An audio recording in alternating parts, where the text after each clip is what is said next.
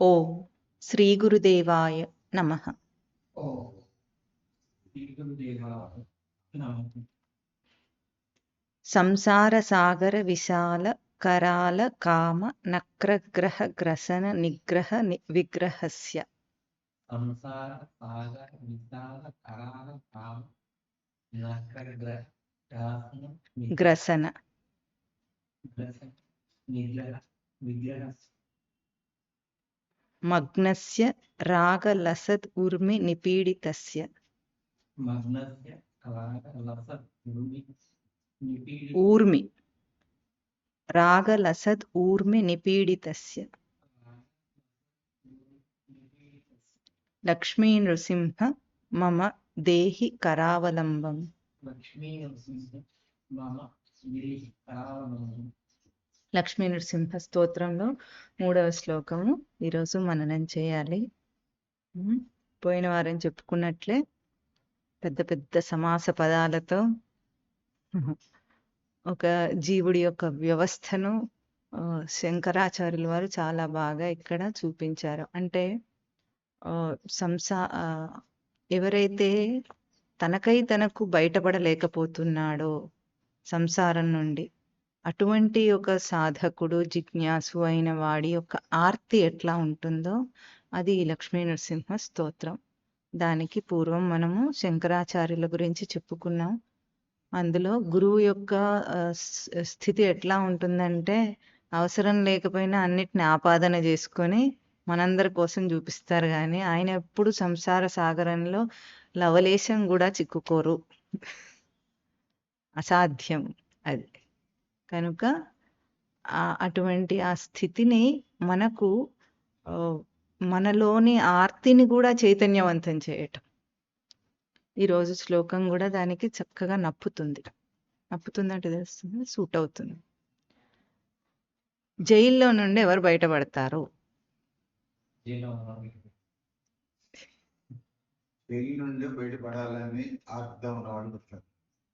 వాడున్నది jail అని తెలిసిన వాడు.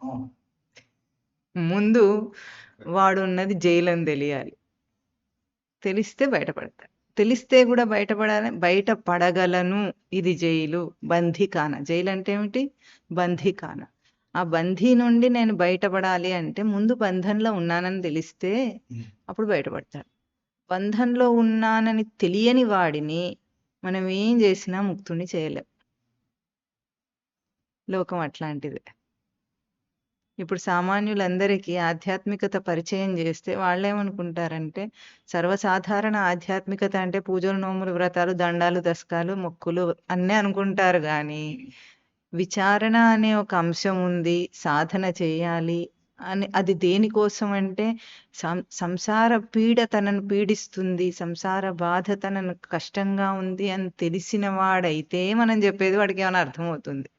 ఇప్పుడు నువ్వు అట్లా మన పరిస్థితి ఎట్లా ఉందంటే, నువ్వు సంసారంలో ఉన్నావు, నువ్వు బాధలు అనుభవిస్తున్నావు, నువ్వు బయటపడ అన్నీ మనం చెప్పాల్సి వస్తుంది. వాడికి అది లేనే లేదు అసలు. కనుక ఒక సామెత ఉంటుంది, నిద్రపోయిన వాడిని లేపొచ్చట కానీ నిద్రపోతున్నట్టు నటిస్తున్న వాడిని మనం ఎప్పటికీ లేపలేం. కనుక సంసారం నుండి బయటపడాలంటే ముందు సంసారం తనను బంధిస్తుంది, తనకు బాధాకరంగా ఉంది అని తెలిస్తే వాడు బయటపడతాడు. లేకపోతే అది సాధ్యమే కాదు. నువ్వు నయాన భయాన ఏమి సామధాన భేద దండోపాయాలు ఏం చెప్పినా సరే అది మనం వాళ్ళ సృష్టికి వదిలేయాల్సిందే తప్ప బోధలు ఏమి పనిచేయవు అక్కడ. కనుక ఈ ఆర్తి ఈ శ్లోకంలో ఈరోజు ఎట్లా చూపించారు? సంసార సాగర విశాల కరాల కామ నక్రగ్రహ గ్రసన నిగ్రహ విగ్రహస్య. ఇంత పెద్ద సమాస పదంలోని పదాలన్నీ ఏం చెప్తున్నాయంటే, ప్రసిద్ధార్థంగా సంసార సముద్రమునందుయును విశాలమైనదియును భయంకరమైనదియును అయిన కామమును మొసలి మృంగునటువంటి దండనము కలదియు అయిన గ్రాహ్యము కలవాడను. అంటే ఇక్కడ ఎవరు చెప్తున్నారు? ఇది తనను తాను సంసారంలో ఉండి బంధింపబడుతున్నాను, కష్టాన్ని అనుభవిస్తున్నానని గుర్తించిన సాధకుడు చెప్తున్న మాటలు ఇవి. గుర్తించని వాడు కాదు. గుర్తించిన వాడే బయటపడేమని కోరుకుంటాడు గనుక ఆ గుర్తించిన వాడి రూపంలోని వాడి వ్యక్తం అవుతున్న భాష అది. అట్లా ఉందక్కడ. ఇక్కడ ఒకటి మనం బాగా గుర్తుపెట్టుకోవాలి. సృష్టిలో బంధం అనేది అన్నిటికంటే పెద్ద అబద్ధం. అన్నిటికంటే పెద్ద అబద్ధం. ఎట్లా అంటే జీవుడనే వాడిని నరుడిగా సృష్టించింది రచన. సృష్టి రచన నరుడిగా. నరుడు అంటే బంధంలో ఉన్నవాడు కాదు. సృష్టిలో ఉన్న ఉనికి స్వరూపాన్ని గ్రహించి వ్యక్తం చేయగలిగిన ఒక అద్భుతమైన రచన అది, నర అంశం. కానీ ఆ నర అంశము ఎప్పుడు జగత్తును కల్పించిందో అని అనాలి మనం. ఊహ. అది ఊహ ఎప్పుడు వస్తుందంటే దాని అర్థమే ఉంటుంది, దానికి చెప్పే నికరమైన ఈ కాలంలో జరిగిందని ఉంటుందా ఏమన్నా? ఉండదు. తత్వం ఎట్లా దేశకాలాతీతమో ఊహ కూడా అంతే. ఎవడికి ఎప్పుడైనా ఎక్కడైనా కలగొచ్చేది. అటువంటిది ఎట్లా జరిగింది ఈ జీవ సృష్టి అనేది, ఈ జీవుడుగా సంసారంలో ఉన్నవాడి సృష్టి అంటే అసలు జరగలేదనేది సత్యం. కానీ ఇప్పుడున్న జీవులందరికీ అది ఉన్నట్లుగా అనిపిస్తుంది కనుక వాళ్లకు బోధ చెప్తుంది.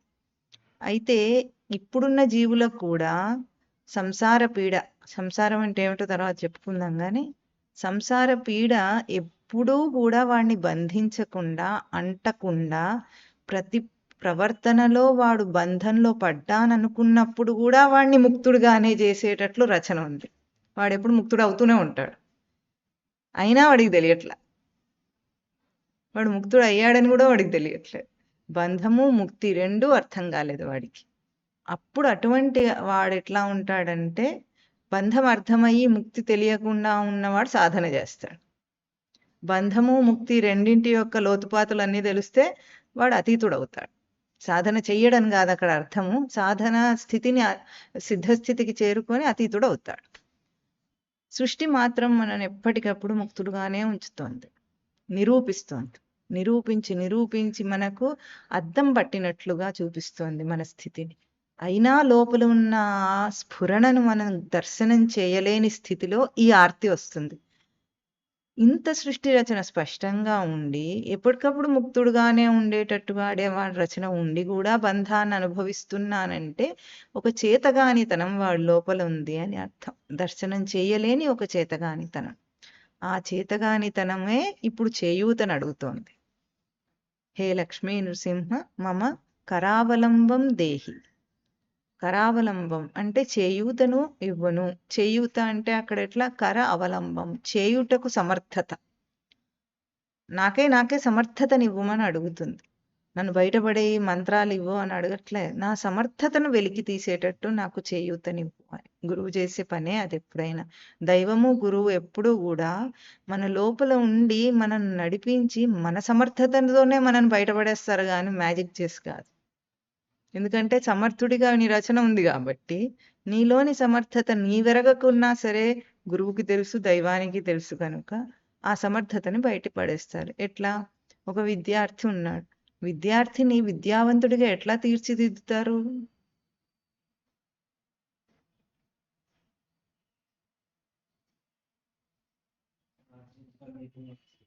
వాళ్ళ నాలెడ్జ్ తెలుసుకొని వాళ్ళ స్థాయికి వెళ్ళి ఆ స్థాయి నుంచి పోయి తీసుకొస్తారు.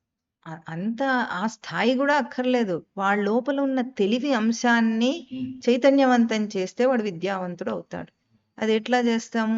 చెప్తూ ఉంటే వాడు తెలివిని ప్రయోగించి దాన్ని అవగాహన చేసుకుంటాడు. అవగాహన చేసుకున్న కొద్దీ పాఠ్యాంశంతో పాటు తెలివి పెరుగుతూ వస్తుంది. వాడికి తెలివి ప్రయోగం పెరుగుతూ వస్తుంది. అంటే ఇప్పుడు వీళ్ళు విద్యావంతుడిని చేసింది వాడి తెలివితోనా వీళ్ళ తెలివితోనా? వాడి తెలివినే యాక్టివేట్ చేయడం అంటాం మనం. చైతన్యవంతం చేశారు. అది గురువు లక్షణం, సృష్టి లక్షణం ఎప్పుడు కూడా. అందుకే ఎంత సహాయం అడిగినా కూడా లోకంలో ఎట్లా ఉంటుందంటే, అమ్మ అన్నం పెడుతుంది పిల్లలకు. ఎంత దాకా పెడుతుంది? వాడంతటా వాడు తినే సమర్థత వచ్చేదాకా పెడుతుంది. గారాబం చేసి కొంతమంది ఎట్లా ఉంటారంటే పెదగాడుదులైనా కూడా వాళ్ళను వీళ్ళే తిండి పెడుతూ ఉంటారు. గారాబం ఎక్కువైపోతే వాడికి పెళ్ళైనా కూడా వీళ్ళు అన్నం పెట్టే అమ్మలు కూడా ఉంటూ ఉంటారు అక్కడక్కడ. అన్నం కలిపి పెడతారు. మొన్న మనం క్యాంప్‌లో చూసామే బాలబ్రహ్మలో. పిల్లలకి అన్నం కలుపుకోవడం రాలేదు. ఒకడేమో ఇట్లా మునివేళ్ళతో ఇట్లా ఇట్లా అంటున్నాడు దాన్ని. అన్నం ఎట్లా కలుపుకోవాలో వాడికి తెలీదు. ఎందుకంటే ఎప్పుడు వాళ్ళ అమ్మే కలిపి పెడుతుంది కాబట్టి. వాళ్ళేం చాలా చిన్న పిల్లలేం గాదు. పెద్ద పిల్లలే. అది చెడగొట్టే తీరు. సృష్టి అట్లా చెడగొట్టదు. నీకు సమర్థత వచ్చేదాకా నీకు చేయూతనిచ్చి, వెన్నంటి ఉండి, నీ సమర్థత వచ్చిన తర్వాత నిన్నే ఎదిగేటట్టు చేస్తుంది. అదే మానవ జన్మ. పశుపక్ష్యాదుల జన్మలలో ఆ సమర్థత లేదు గనుక వాడు ఎదిగేటట్లు నిద్రాణంగా అంతర్యామి రూపంలో ఉండి వాడికి వెన్నంటి సహాయం చేసింది. ఎట్లా ఆయా యోనుల్లో అంటే పశుపక్ష్యాది యోనులలో కూడా ఎక్కడ ఒక విషయానికి కూడా అంటుకోకుండా నేను ఊడిపించి తూడిపించి అన్నిటిని బయటపడేసింది. నాకు అది వద్దు అనేటట్టు నీ చేత చేయించి నువ్వు ఎదిగేటట్టు చేసి ఈరోజు మానవ జన్మనిచ్చింది. మానవ జన్మ ఎటువంటిది? ఎదిగిన అంశ. ఎదిగిన అంశ కాబట్టి ఇప్పుడు బాధ్యత అంతా మానవ జన్మలో సాధకుడి మీదనే ఉంటుంది. అయితే ఇప్పుడు సాధకుడు అయినా కూడా అమ్మ అప్పుడు కూడా అన్నం వండి పెడుతుంది. వండుకొని తినిపో అనదు. వండి పెడుతుంది. వండి పెట్టి తినమంటుంది. అట్లాగే మనకు కూడా అన్ని ఇచ్చి ఎదగటానికి అన్ని అంశాలు మనలో ఇచ్చి ఆ మానవ జన్మను రచించి ఇప్పుడు ఎదుగుమంటుంది. ఇది సృష్టి రచన గురువు యొక్క అంశం. అప్పుడు కూడా ఒక ఆర్తి మనలో ఎట్లా ఉంటుంది? నాకు చేత కావట్లేదు అని అంటూ ఉంటాడు మనిషి. చేతగాని తనానికి 2 అర్థాలు ఉంటాయి. చెప్పేది అర్థమైంది అయినా చేయలేకపోతున్నాను. ఏం కారణమై ఉంటుంది? పూర్తి పూర్తి ఆర్తి లేకపోవడం, 2 సోమర్థనం. ఆర్తి లేకపోవటం సోమరితనం. ఆర్తి లేకపోవటం అనే భాషను మనం చెప్పుకోవాలంటే ఇక్కడ ప్రస్తావన అక్కర ఇంకా తెలియట. అక్కర ఉన్న వాడికి ఎట్లా ఉంటుందంటే వాడు ఉపాయాన్ని వెతుక్కుంటాడు అక్కర ఉంటే. ఇప్పుడు ఒక ఇంటికి మంట అంటుకుంది. బయటపడడానికి ఎవరు దారి చూపిస్తారు? ఎవరు చూపించరు, ఎవరిని వాడు అడగడు. ఆ సమయంలో ఎవరిని అడగడు వాడు. ఎట్లా ఉంటుంది? ఈ దీంట్లోంచి నేను బయటపడి తీరాలి అంతే. సందు గొందు ఎక్కడో అక్కడ వెతుక్కుంటాడు. వాడికి తగిన శారీరక బలం కూడా వస్తుంది. అప్పుడు అంత బలహీనుడైనా సరే లేస్తాడు, కుంటివాడైనా సరే పరిగెత్తుతాడు. అట్లా ఉంటుంది. ఒకసారి ఒక చోట ఎయిర్ క్రాష్ జరుగుతుంది. ఫ్లైట్ క్రాష్ అవుతుంది. ఒక పెద్ద ఆయన ఒక చిన్న పిల్లాడు విండో సీట్లో కూర్చొని ఉన్నారు. ఇంకా అది క్రాష్ అవ్వబోతుందని అంతా అందరికి అర్థమైపోయింది. కానీ ల్యాండ్ అయింది ఇక్కడ ఒక చోట. గబగబా ఈ పెద్ద ఆయన ఏం చేశాడు? విండో అద్దం పలగొట్టాడు. ఆ పిల్లాడిని ఎత్తుకుని. పిల్లాడంటే మళ్ళీ చిన్న పిల్లాడు, 9 సంవత్సరాల 10 సంవత్సరాల పిల్లాడు, బరువే ఉంటాడు కదా వాడు. అటువంటి వాడిని ఎత్తుకొని విండోలోంచి బయటికి దూకాట. దూకినప్పుడే ఈయన కాలికి మల్టిపుల్ ఫ్రాక్చర్స్ వచ్చేసినాయి. అయినా సరే నొప్పి ఉంది, తెలిసింది నొప్పి వచ్చిందని. అయినా సరే ఆ పిల్లవాడిని ఎత్తుకొని మరి దానికి దూరంగా, అంటే బర్స్ట్ అవుతుంది కదా, దానికి దూరంగా పరిగెత్తిపోయి పడిపోయాడు. ఆ తర్వాత అందరిని హాస్పిటలైజ్ చేసినప్పుడు తెలిసింది మల్టిపుల్ ఫ్రాక్చర్స్ ఉన్నాయి. మల్టిపుల్ ఫ్రాక్చర్స్ ఉన్న ఆ స్థితిలో కూడా దానికి నుండి దూరంగా వెళ్ళటానికి ఒకే కారణం ప్రాణరక్షణ మీద అక్కర. ఇంతే. ఇది విద్య. అందుకే బంధం తెలిసినవాడు అట్లా బయటపడతాడు. మిగతావన్నీ సాకులే, రకరకాలవి. సాకుల స్థాయిలు తమో గుణం అని చెప్పినా, నాకు రాదని చెప్పినా, ఎన్నన్నా చెప్పనిగాక అవన్నీ సాకులే. అట్లాగే రామకృష్ణ పరమహంస కూడా చెప్తాడు కదా, ఒకసారి ఒక తన్ని తీసుకెళ్ళి నాకు ఈ సంసార పీడ ఎట్లా వదులుతుందంటే నీళ్ళల్లో ముంచి, అప్పుడు ముంచితే ఏం చేస్తాడు వాడు? ఈయననే పక్కన నెట్టి పారేస్తాడు, గురువుని కూడా చూడకుండా నెట్టి బయటకు వస్తాడు. ఎట్లాగో అట్లాగే అప్పుడు ఎట్లా బయటపడ్డావో అట్లా నీకు గనక అక్కర ఉంటే ఎవడేం చెప్పక్కర్లేదు, వచ్చేస్తాడు. ఇది అసలు సత్యం. కాక అయినా నాకు చేత కాదంటే అప్పుడు ఇంకా ఏం చేస్తాడు? తినలేని పిల్లవాడిని అమ్మ కథలు చెప్పి కష్టపడి గుజ్జన్నం చేసి మింగించి వదిలిపెట్టనైతే వదిలిపెట్టదు కదా. అప్పుడు వస్తాయి సామధాన భేద దండోపాయాలన్నీ కూడా ఉపయోగించైనా సరే వాడి చేత మింగించటం చేస్తుంది. ఎట్లాగో అట్లాగే ఇంకా చేత కాదన్న వాడికి ఈ సంసార సాగర ఈ పెద్ద సమాస పదం వస్తుంది. అప్పుడు ఏమంటున్నారు ఇక్కడ శంకరాచార్యులు అంటే, సంసార సాగర విశాల కరాల కామ నక్రగ్రహ గ్రసన నిగ్రహ విగ్రహస్య అంటే సంసారాన్ని ఎప్పుడు కూడా సాగరంతోనే పోలుస్తుంటారు. సాగరాన్ని లక్షణం ఏమిటి? సంసారంతో పోల్చి అంతం కనిపించదు దానికి, చివరి ఎక్కడ కనిపించదు, అలల అల్లకల్లోలం ఉంటుంది. ఇంకా మనకు కూడా ఈ ముకుందమాలలో ఉంటుంది అది, తృష్ణాతో ఏ మదన పవనోద్ధూత మోహోర్మిమాలే దారావర్తే తనయ సహజ గ్రాహ సంఘాకులే చ సంసారాఖ్యే మహతి జలధౌ మజ్జతాం త్రిధామన్ భక్తినావం ప్రయచ్ఛ. హే త్రిధామన్, ఇప్పుడు ఎక్కడున్నట్టు వాడు? తృష్ణాతోయే మదన పవనోద్ధూత మోహోర్మిమాలే. తృష్ణ కోరిక అనే నీళ్ళల్లో, మదన అంటే కామం, కామం అనే గాలి చేత మదన పవనోద్ధూత మోహోర్మిమాలే అలలు అల్లకల్లోలమవుతున్న దాంట్లో దారావర్తే తనయ సహజ గ్రాహ సంఘాకులేచ భార్య, పిల్లలు, నావారు, బంధువులు అనే ఈ క్రూరమైన మృగాలు, మొసళ్ళు అవన్నీ ఉన్న ఆ సముద్ర సాగరంలో మజ్జతాం నస్త్రిధామన్ నహ, అక్కడ అట్లా మునిగున్నాడట. మజ్జతాం అంటే మునిగున్న నన్ను, హే త్రిధామన్ భక్తినావం ప్రయచ్ఛ. ఇంకో పదం ఉండాలి అక్కడే. భక్తి అనే నావను ప్రయచ్ఛ, అందించు. అట్లాగే ఇక్కడ కూడా అట్లాంటిదే చెప్తున్నారు. సాగరంతో ఎందుకు పోలుస్తారంటే సాగరంలో ఎన్నో రకాల జీవరాశులన్నిటికీ ఆవాసం అది. పరస్పరము కలిసి బ్రతుకుతూ పరస్పరం వాటిలో వాటికే కష్టం కదా. ఇప్పుడు చిన్న చేపను పెద్ద చేప తింటుంది, ఆ చేపని ఇంకో చేప తింటుంది, ఇంకో చేప తింటుంది. అట్లా అన్ని జీవరాశులు కలిసే బ్రతుకుతూ ఒకదాన్ని ఒకటి మింగేస్తుంటాయి. సంసారం అనే ఇక్కడ కూడా సంసార సాగర విశాల కరాల కామ, అక్కడేమో మదన పవనోద్ధూత మోహోర్మిమాలే అన్నారు, ఇక్కడేమో కామ అంటున్నారు, కోరికలు. ఈ సంసారానికి అసలు దాని ఉనికి, అది ఉండటానికి ఏది కారణము, ఏది దానికి ఇంధనం? చైతన్యమా పాడా? కామము.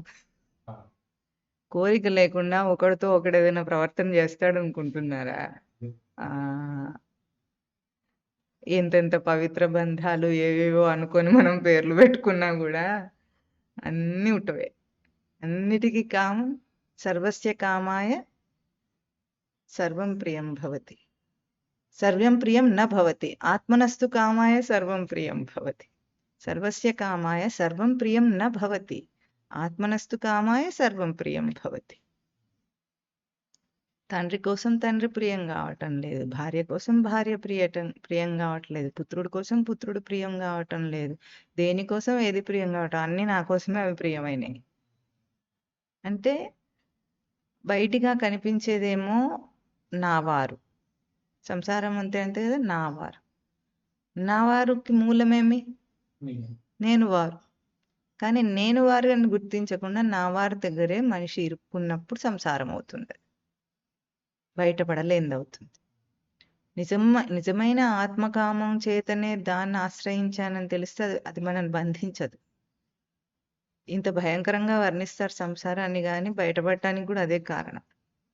మనస్సులాగా అనుకోండి, మనస్సు ఎట్లా ఉంటుంది? పాపం మనసు అత్యంతంగా దాన్ని దూషింపబడే పదార్థం, ఒక అంశం లాగా ఉంటుంది ఆధ్యాత్మికతలో. కానీ ఆ మనస్సే చివరికి ముక్తి కారణం. అట్లాగే ఏ సంసారం తనను బంధిస్తుంది అనుకున్నాడో చిన్న చిన్న మార్పులతో అన్ని మారిపోతాయి. భయంకరంగా ఎందుకు చూడాలంటే బయటపడటానికి అట్లా చూపించాలి సినిమా, అంతేగాని నిజానికి అదంత పీడాకరంగా బంధించదు. దాంట్లో నుండి అంటకుండా బయట పడగలం, కానీ ఆ టాక్టిస్ ఉన్న ఆ స్కిల్, నిపుణత తెలియాలి. ఆ నిపుణత తెలిస్తే అప్పుడు బయటపడిపోతాడు. కానీ ఆ కొంచెం తప్పితే అగాధంలో పడతాడు. బయటపడటం కాదు, అగాధంలో దూకుతాడు వాడు. సంసారంలోని బంధాలన్నిటిని ఏమంటారు? మొసళ్ళు, క్రూర మృగాలు ఇట్లా పోలుస్తూ ఉంటారు. అంటే ఏమిటి? ఒక మొసలి శంకరాచార్యుల వారి కథలో కూడా పోయిన వారం మేము చెప్పుకున్నట్టున్నాం మనం. ఆయన క్రియేట్ చేసింది సన్యాసం తీసుకోవడానికి కల్పన చేశారు, ఒక కల్పన. అదేమిటి? మొసలి తనను మింగేస్తున్నట్టుగా. దాని నుండి బయటపడాలంటే సన్యాసమే శరణ్యమని ఒకటి వాళ్ళ అమ్మగారికి ఒక ఉదంతాన్ని కల్పన చేశారు ఆయన. అదే ఇక్కడ కూడా చూపిస్తున్నారు. ఎట్లా ఇక్కడ రాశారు కూడా కదా, మొసలి మృంగుట వంటి దండనము కలదీను. మొసలి మృంగినట్లుగా మృంగేస్తుందట సంసారం తన. మొసలి మృంగినప్పుడు మనిషి తప్పించుకోగలడా అంటే ఎంత ప్రయత్నం చేసినా చాలా కష్టమైంది. మనం గజేంద్ర మోక్షంలో కూడా తెలుస్తుంది ఏమిటంటే ఏనుగు బలమైంది, కానీ మొసలి చేతిలో చాలా పీడింపబడింది. దానికి చివరిగా మనకు నీతి ఏమిటి అందులో?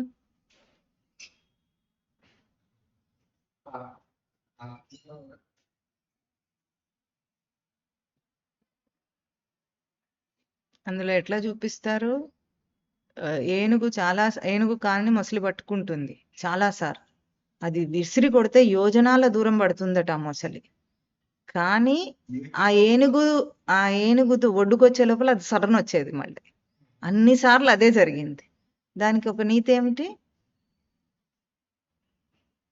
స్థాన బలిమి గాని తన బలిమి కాదయా. స్థాన బలం చేత ఏనుగైనా సరే మొసలి చేతిలో అంత పీడన అనుభవించాల్సి వచ్చింది. సంసారం అట్లాంటి దాని స్థాన బలం ఉంటుంది. అదే అక్కడ నుండి సంసారం చేసి అది సాధన చేసినా కూడా అట్లా ఎంతో సాధన చేసిన తర్వాత సర్రనంత దూరం కొడితే అది యోజనాల దూరం పోయినా సరే మళ్ళీ వీడు ఈ మనిషి బయటికి పడే లోపల అది వచ్చి టక్కీమని పట్టేసుకో. అది ఇక్కడ మొసళ్ళు, క్రూర మృగాలు అని చెప్పే దాంట్లో అర్థం అదన్నమాట. అంటే మనిషికి ఇప్పుడు బయటపడాలని, సాధకులకు బయటపడాలని తెలుసు, అంత అర్థమవుతుంది. వేదాంతం అర్థం కాదేమిటి? ఎవరికైనా అర్థమవుతుంది. అర్థమైన ఇంకొక మాట కూడా చెప్పుకున్నాం, వేదాంతం ఎంత సులభంగా అర్థమవుతుందో దాన్ని యాక్సెప్టెన్స్ అంటారు. దాంతో సమన్వయం చేసుకోవటం అంత కష్టమైన పని. అది అర్థం కావటానికి ఏముంది? చక్కగా ఆత్మయ సత్యం, జగత్తు లేదు, అయిపోయి. ఇది ఏమైనా అర్థంగా ఉందా ఇందులో? బాగుంది కూడా కదా. అది జీవించి తెలుస్తుంది అప్పుడు అంటుంది శాస్త్రం. చిన్న ముక్క అంతేగాని అందుకే కదా 19వ శ్లోకం 16వ శ్లోకం చెప్పిన తర్వాత ఇంత చాట భారతం లాగా చెప్పాల్సి వచ్చింది భగవద్గీత. అంత సులభంగా ఎక్కితే అర్జునుడికే మనకెందుకు ఇదంతా, ఇంత పెద్ద భగవద్గీత చిన్నది ఉండేది చక్కగా. కనుక ఇక్కడ ఏమిటి? స్థాన బలిమే అంటారు దాన్ని. స్థాన బలం ఏం బలం అంటే, జగత్ ఎటువంటి బలం అంటే తనకు ఒక అవకాశాన్ని ఇస్తుంది. అవకాశంలో ఎట్లా ఉంటుందంటే ట్రెక్కింగ్ చేసేటప్పుడు ఇట్లా కాలు జారటానికి కొండలు ఎక్కుతారు కదా, కొండలు ఎక్కుతున్నప్పుడు కొన్ని కొండలకు ఎట్లా ఉంటుందంటే ఒక దారి ఏర్పడుతుంది అందరు నడవటం వల్ల. అడవిలో కానీ కొండ మీద గుట్టల్లో కానీ ఒక దారి ఏర్పడుతుంది, అందరు బాగా ఎక్కువసేపు నడవటం, అదే దారిలో వెళ్ళటం వల్ల. వెళ్ళినప్పటికీ కూడా ఆ దారిలో ఎంతమంది తీరాన్ని చేరుంటారు. అయినప్పటికీ కూడా మళ్ళీ ఎట్లా ఉంటుంది, అక్కడ జారటానికి అవకాశాలు అన్నీ ఉంటాయి. కొండలు ఎక్కినప్పుడు తెలుస్తుంది ఆ విషయం.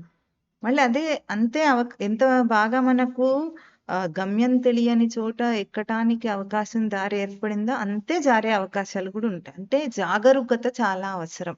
దీనికి మన మొత్తం సారాంశం ఏమిటంటే, సంసారం నుండి బయటపడే సాధనకు కావాల్సింది ఏమిటి? జాగరూకత. జాగరూకత ఉంటే కష్టం కాదు. కానీ ఈ నిద్ర, ఇందాక మీరు అన్నారే తమస్సు, సోమరితనం, తమస్సే జాగరూకతకు వ్యతిరేకం కదా. తమస్సులో ఉన్న జీవుడు సర్ణ మళ్ళీ మొసలి చేతిలో పడతాడు. జాగరూకంగా ఉంటే పడడు. ఈ సంసారంలో బయటపడాలంటే అంత కష్టం అందుకు అనిపిస్తుంది, కానీ సంసారం బంధించేదని కాదు. ఇక్కడ ఏమంటారు? సాగరంతో పోల్చి విశాలం అన్నారు దాన్ని. విశాలం అంటే Limitless. లిమిట్లెస్ అని మనం అంటాం. ఇంకా ముందు సంసార పదానికి ఒక అర్థం చెప్పుకొని సంసార సాగరానికి విచారానికి వెళ్దాం. సంసారం అంటే సృగతౌ ధాతు సమ్యక్ సరతి. సృగతం అంటే ప్రవర్తన చేసి స్పష్టంగా బయటపడమని చెప్పింది అందులో. ఇంతే సంసారం అంటే. సంసారం అంటే భార్య పిల్లలు కాదు, సంసారం అంటే పుట్టుక చావు అనే ఒక చక్రము కాదు. సంసారం ఏమిటి? ప్రవర్తనకు ఒక అవకాశము, దాంట్లో జాగరూకంగా స్పష్టంగా ప్రవర్తించి నువ్వు బయటపడు. ఇది ఒక అవకాశం ఇస్తుంది సృష్టి. అంటే ఇప్పుడు ఒక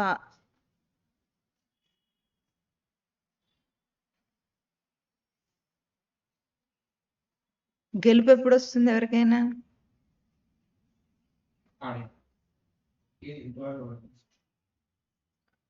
ప్రత్యర్థి ఉంటే గెలుపు వస్తుంది. ప్రత్యర్థి లేకపోతే గెలుపేముంటుంది? ఒక్కడే ఆడుకుంటే ఏముండదు. ప్రత్యర్థి ఉంటే వాడు గెలుస్తాడు. అంటే అది అవకాశం, వాడిని గెలుపుకి అవకాశం ఏమిటి? ప్రత్యర్థి ఉండటం. ఎంత స్ట్రాంగ్ గా ప్రత్యర్థి ఉంటే అంత నిపుణతతో వీడు ఆడాల్సి వస్తుంది, అప్పుడు బయటపడాల్సి వస్తుంది. అట్లాగే సంసారం అట్లాంటిదన్నమాట. ఒక అవకాశాన్ని ఇస్తుంది, దాంట్లోంచి బయటపడమంటుంది నీ తెలివితో. సంసారం అంటే ప్రవర్తన, ఆత్మలక్షణం ప్రవర్తన ప్రాప్తి ఎరుక కాదు. గతం అన్నా అంతే, ప్రవర్తన ప్రాప్తి ఎరుక. దానికి బయటపడటానికి ఒక అవకాశాన్ని ఇచ్చి స్పష్టంగా బయటపడచ్చు అనే అవకాశం సంసారం. కానీ ఇప్పుడు పుట్టుక చావు అని చెప్పామనుకోండి, పుట్టుక చావుతో పోలిక ఒక్కసారి విచారణ చేస్తే పుట్టేది దేహం, నేను కాదని అందరికి అర్థమవుతుందా లేదా? ఇప్పుడు దీని నుండి బయటపడటానికి చాలా మంచి అవకాశం కదా. భయం ఎక్కడుంది దాంట్లో? పుట్టేది తాను కాదు దేహము, పోయేది తాను కాదు దేహము. తాను దేహాన్ని విడిచిపోతాడు కానీ చనిపోడు. ఇది బాగా స్పష్టంగా విచారణతో తెలుస్తుంది. ఎట్లాగో పోలికతో అన్నీ మనిషికి స్పష్టంగా అర్థమయ్యేటట్లు. ఇప్పుడు ఒక స్పష్టత, రంగు ఏదైనా పెయింటింగ్ వాల్కి పెయింట్ వేస్తున్నాం అనుకోండి, దానికి మనం కాంట్రాస్ట్ కలర్స్ ఇస్తే దాని అందం ఇంకెక్కువ అవుతుంది. అవునా? చేస్తారా లేదా? ఎందుకు చేస్తాము? ఒకటే తెల్ల రంగు కొడితే ఎత్తి కొట్టదు అది. దాన్ని ఎత్తి చూపించటం అంటాం మనం. ఎత్తి చూపించినప్పుడు దాని విలువ ఎక్కువ అవుతుంది. అట్లాంటిది. అందుకే ఎన్ని కష్టాలు బంధాలు వస్తే సాధకుడికి అంత మంచిది, చక్కగా బయటపడచ్చు. సాఫీగా ఉంటాయి కొంతమంది సాధన జీవితాలు, వాళ్ళకి ఏం కష్టమే తెలియదు. తెలియకపోతే అంత బాగానే ఉంది, బయటపడ్డానని అనుకుంటుంటాడు. ప్రత్యర్థుల్లాగా ఉన్నారనుకోండి మన ఇంట్లో వాళ్ళందరూ, నా వారు ప్రత్యర్థుల్లాగా ఉంటే చాలా బాగుంటుంది గేమ్. అనుకూలంగా ఉంటే ఏముంది, చక్కగా సాగిపోయింది, అంతా ముక్తుడిని అయిపోయాను అనుకుంటుంటాడు. ప్రత్యర్థి ఉన్నప్పుడు వీడి సాధన స్థిరత్వం ఏమిటో, దృఢత్వం ఏమిటో అన్ని బయటపడుతూ ఉంటాయి. కనుక అట్లాంటిది సంసారం. అంతే స్పష్టంగా బయటపడతావు, గ్యారెంటీ. దాన్ని సాగరం అన్నారు. సాగరం అంటే ఇంతకుముందు మనం చెప్పుకున్నట్టు ఆ స్థాన బలంలో మనిషికి ఎదగటానికి టఫ్ కాంపిటీషన్ ఉంటుంది అనుకున్నాం. అయితే కూడా అక్కడ గురు నిగరణే ధాతువు చెప్తున్నారు సాగర శబ్దానికి.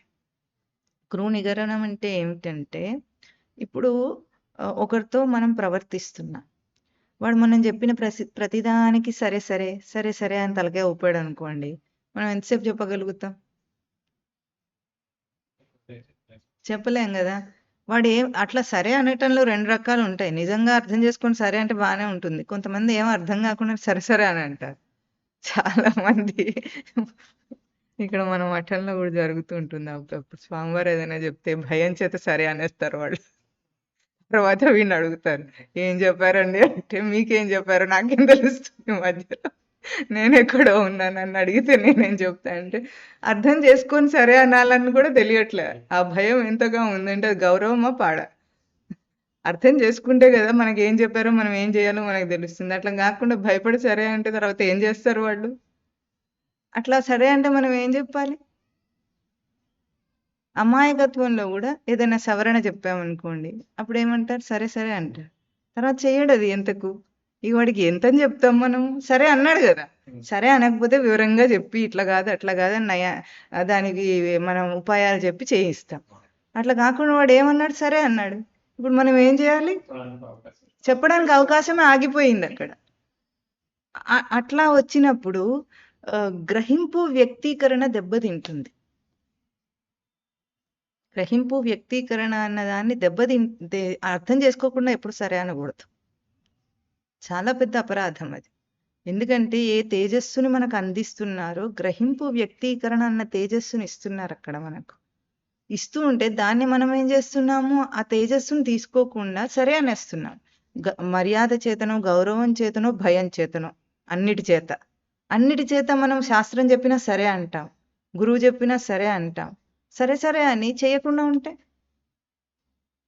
చాలా పెద్ద అపరాధం ఇక్కడ జరుగుతుంది. సాధకుడు ఎదగలేకపోవటానికి ఇది కారణం. ప్రవచనంలో వినేవాళ్ళలో చాలా మంది ఈ కేటగిరీలోనే ఉంటారు. వాళ్ళు ఎందుకు వింటున్నారు? గౌరవం, విలువ తెలుసు, అన్నీ తెలుసు. 100 మంది వింటూ ఉంటారు. ఏమైంది? బాగుందంటారు. తర్వాత అవగాహన కాకుండానే ఒప్పుకున్నారు దాన్ని. మన హిందూ ధర్మంలో మన శాస్త్రాలు దాన్ని ఖండిస్తాయి. అవగాహన కాకుండా ఒప్పుకోవడాన్ని, మూఢ విశ్వాసాన్ని ఎప్పుడూ ఖండిస్తుంది. ప్రశ్న ఎప్పుడు వస్తుంది? అవగాహన అయితే వస్తుంది, లేకపోతే ఎట్లా వస్తుంది? వాడంతట వాడు ఆలోచిస్తే కదా వాడికి ప్రశ్న ఉదయిస్తుంది. వాడు ఆచరణకు దిగుతుంటే వాడు ప్రశ్నిస్తాడు, ఇప్పుడు ఎట్లా చేయాలని. ఆచరించని అనేవాడు ఎప్పుడు ఏం అడగడు. బుద్ధిమంతుడు వాడు ఏం అడగడు, సందేహం రాదు వాడికి. నేను దిగుతాను అనుకున్నప్పుడు పనిముట్లన్నీ దగ్గర పెట్టుకొని ఇప్పుడు నేను ఏం చేయాలని అడుగుతాడో లేదు ఎవరైనా ఏదైనా చేసేటప్పుడు. వాడు చెయ్యబోతుంటే వాడికి కష్ట నష్టాలు తెలుస్తాయి. వాడికి ఏం తెలుస్తాయి?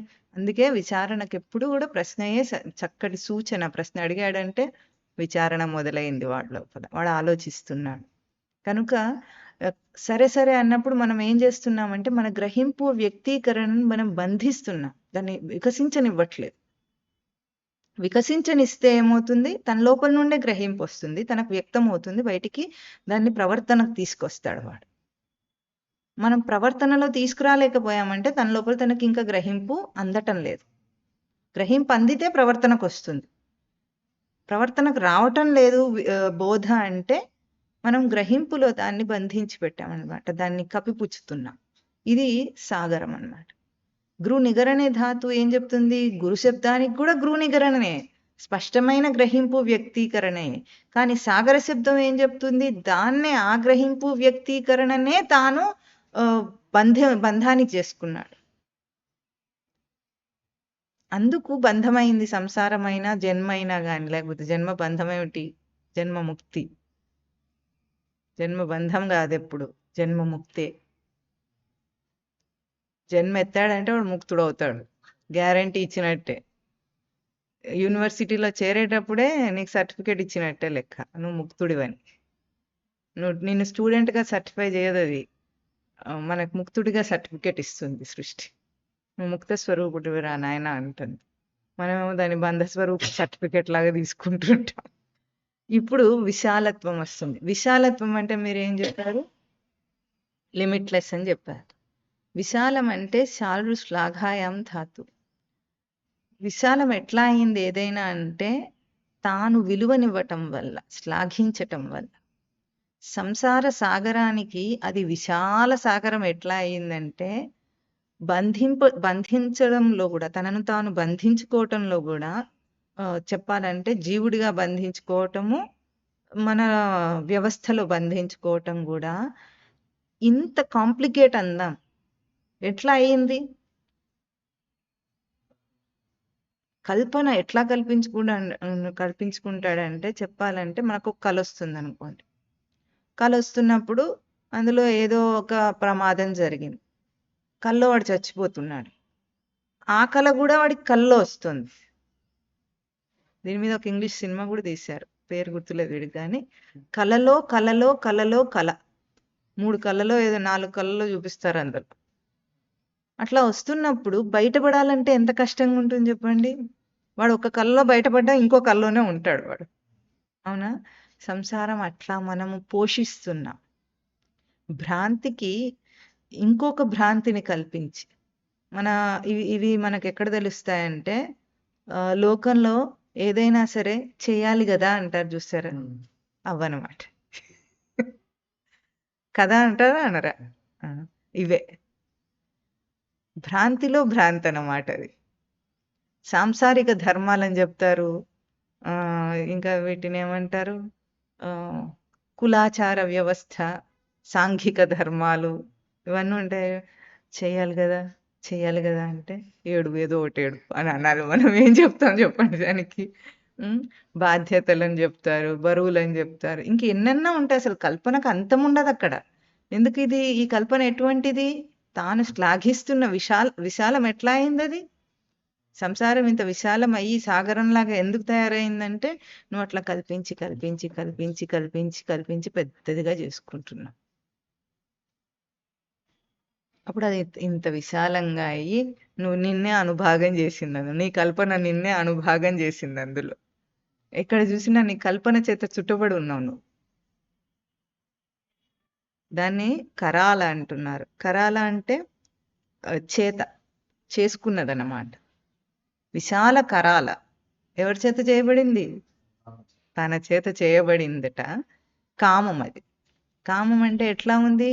తాను చేసుకున్న ఈ సంసారం తనకి ఎంత స్పష్టంగా వెలుగుగా ఎంతో బాగుందన్నమాట. తాను తీసుకున్న సినిమా తనకు ఎంతో బాగున్నట్టు ప్రకాశిస్తుంది కామం. దీనికి ఇంకా లోకంలో చెప్పేవి ఎట్లా ఉంటే, మొన్న గీతా జయంతి రోజున మొవ్వల ప్రవచనం చెప్తుంటే ఎవరికైనా ముక్తి కావాలా అని అడిగాను. కొంతమంది చెయ్యెత్తారు, కొంతమంది మొహమాట పడి ఎత్తలేదు. ఎందుకు వచ్చిందిలే అని. ఒక్క ఆవిడ మాత్రమే ఉంది, ఇప్పుడే కాదు బాధ్యతలు అయిపోయిన తర్వాత ముక్తి కావాలని అడిగింది. బాధ్యతలు అయిపోయే డేట్ ఏదైనా ఉంటుందా? ఉద్యోగంలో రిటైర్మెంట్కి ఒక వయస్సు నిర్ణీతమై ఉంటుంది.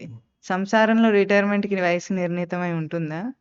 ఉండదు. అది మన భగవద్గీత పుస్తకంలో చదివితే వెనక పేజీ అక్కడ అర్థమవుతుంది. దానికి అంతం లేదు ఎప్పటికీ.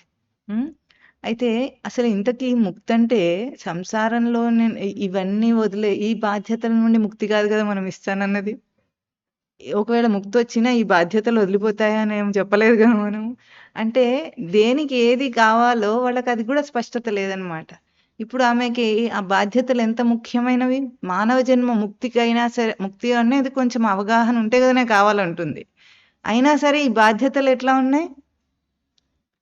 విశాల కరాల కామాలు అవన్నీ. ఏదో ఒకరో ఇద్దరో పిల్లలు ఉంటారు మహా తిప్పి కొడితే, వాళ్ళకి పెళ్ళిళ్ళు చేయాలి, వాళ్ళకి మనమరాళ్ళు పుడితే వాళ్ళకు కూడా అన్ని ఫంక్షన్స్ అవి చేస్తూ ఉండాలి, వాళ్ళని కూడా ఆదరించాలి. లేకపోతే వాళ్ళు చిన్నబుచ్చుకుంటారు. అంతేనా? చిన్నబుచ్చుకుంటారని వీళ్ళు ముక్తినైనా సరే కాసేపు పోస్ట్ పోన్ చేసుకుందాంలే, పర్వాలేదు అని అనుకొని వాళ్ళను సంతోషపరిచే ప్రయత్నాలు చేస్తారు. ఇవన్నీ ఎట్లా అయినాయి? కేవలం అనుకున్నంత మాత్రం చేద్దాం. నక్రగ్రహ గ్రసన నిగ్రహ విగ్రహస్య. నక్రగ్రహం అంటే మింగేసేదట.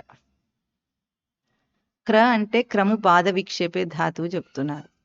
పాద విక్షేపం అంటే పురోగతి. నక్ర అంటే పురోగతి లేకుండా, అంటే ఎదగటం అనేది లేకుండా. నక్రగ్రహ పురోగతి లేని గ్రహింపు, తనని ఎదగనివ్వకుండా గ్రహిస్తున్నాడు సంసారాన్ని. గ్రసన మింగేస్తుంది. గ్రసు అదనవ ధాతు. ఎట్లా ఉందట అంటే జీవుడు ఎదగాలని ఇన్ని సన్నివేశాలు వస్తాయి. ఒక పిల్లవాడు పుట్టాడు అనుకోండి, వాడు ఎందుకు పుట్టాడు మనకు?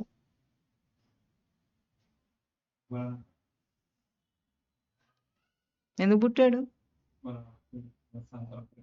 సంకల్పం సరే, తర్వాత చేసిన చేష్ట ఎక్కడికి పోదు, కానీ అసలు ఎందుకు జరిగింది అని.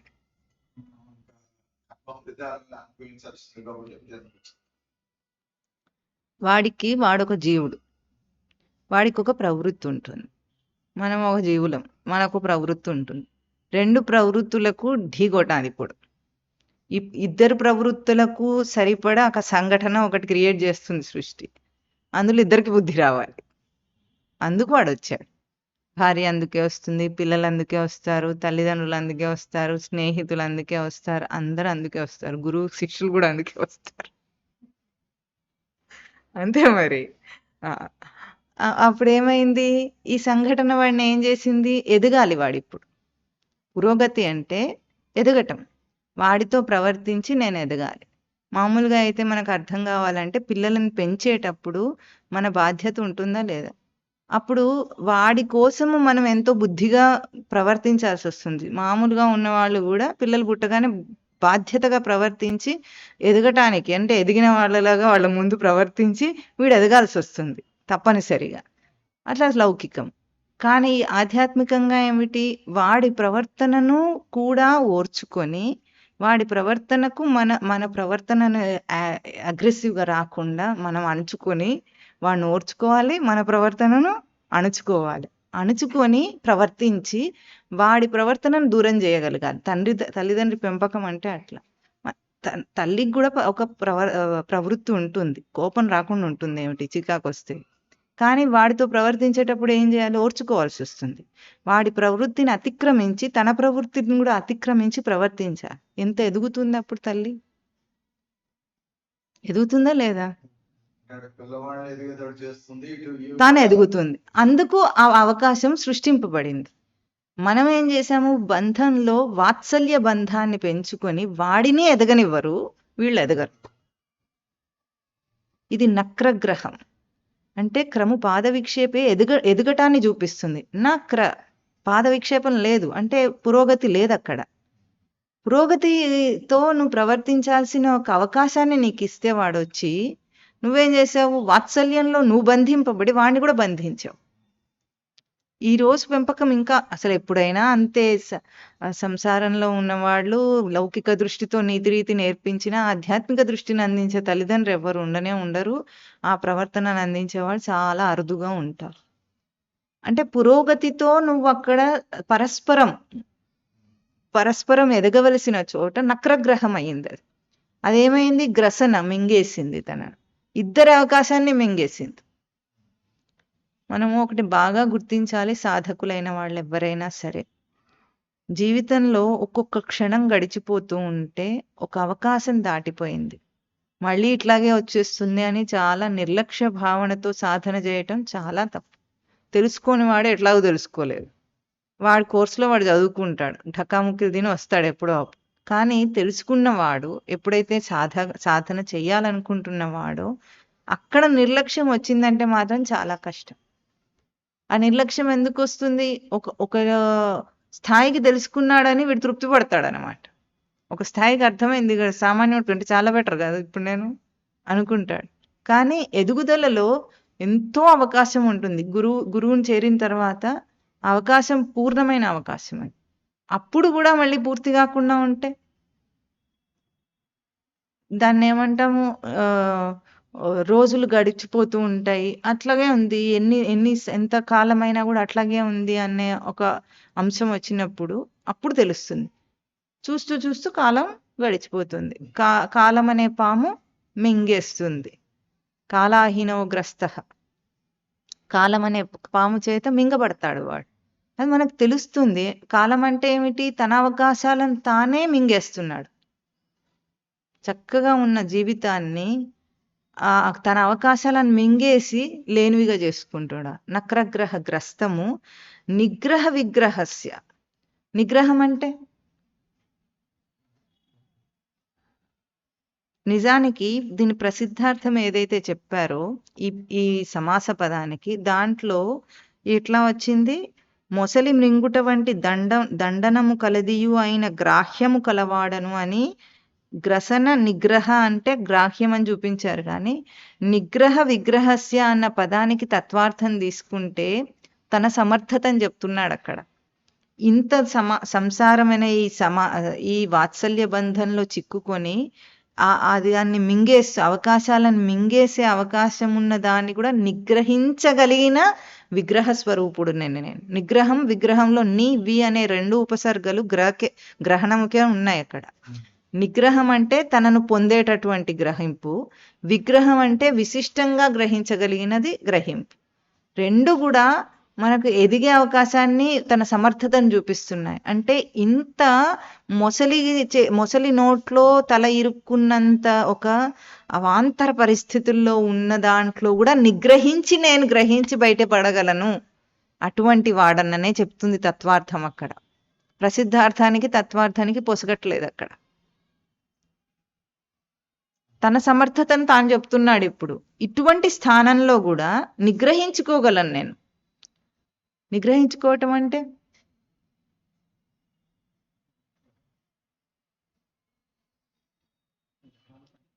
తానేదో ఒక సాధనలో ముందంజ వేస్తున్నాడు, స్ట్రాంగ్ అపోజిషన్ వస్తుంది, నిగ్రహించుకోవటం అంటాం. ఇక్కడ నిగ్రహించుకొని నిలబడటం అంటాం మనం.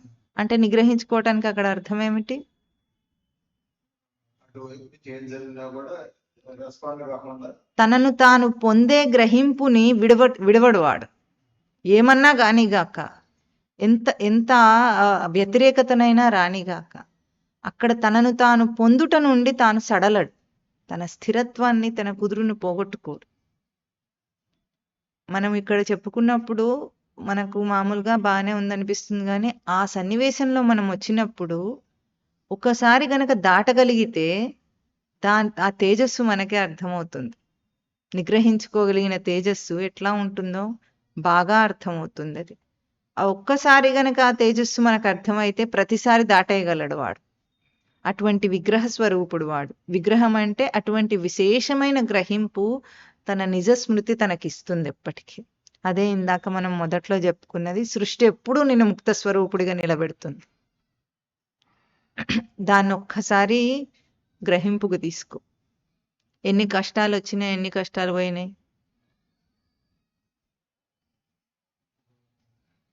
ఎన్ని కష్టాలు వచ్చినాయి, ఎన్ని కష్టాలు పోయినాయి.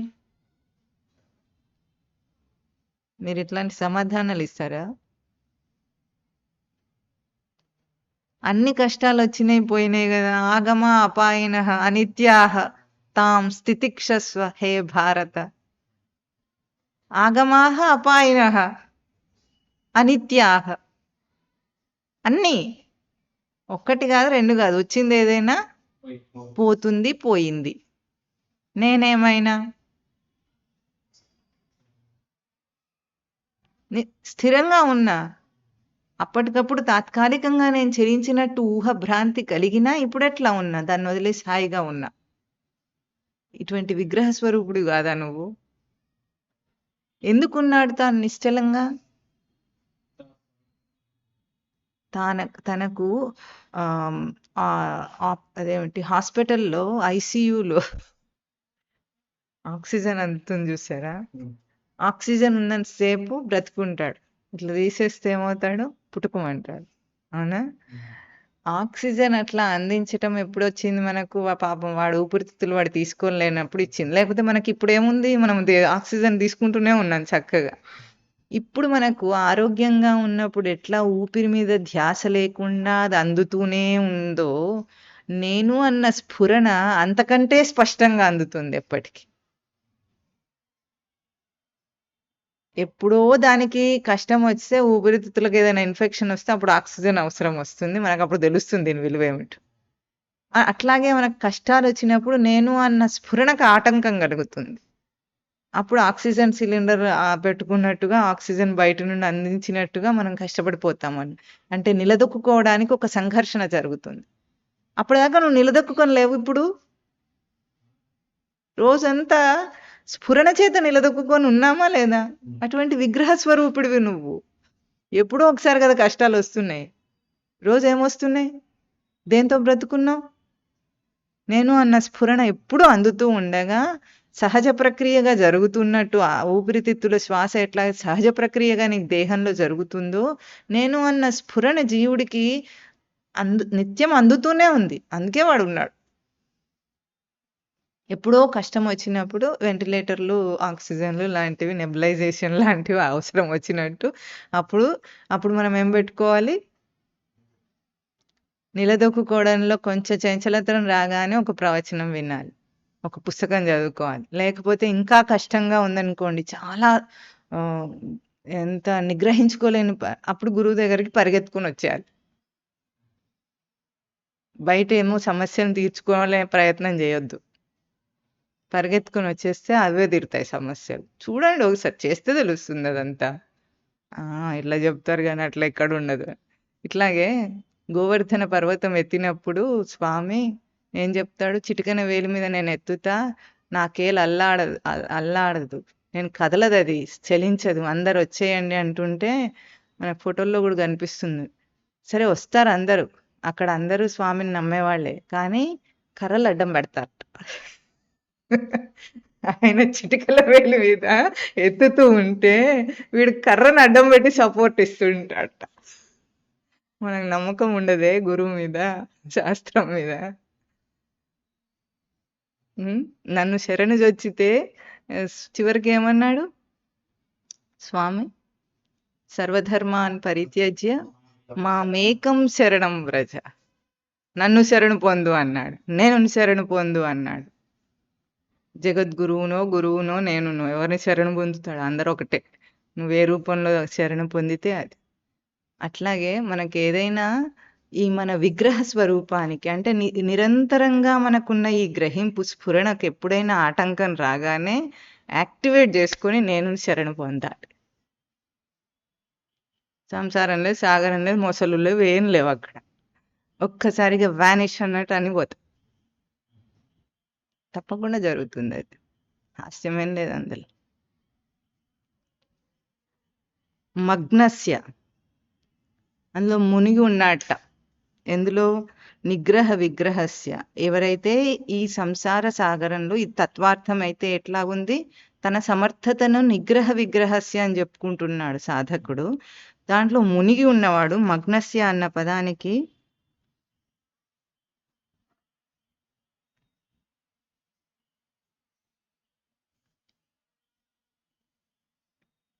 టూ మస్టు శుద్ధౌ ధాతు చూపిస్తున్నారు.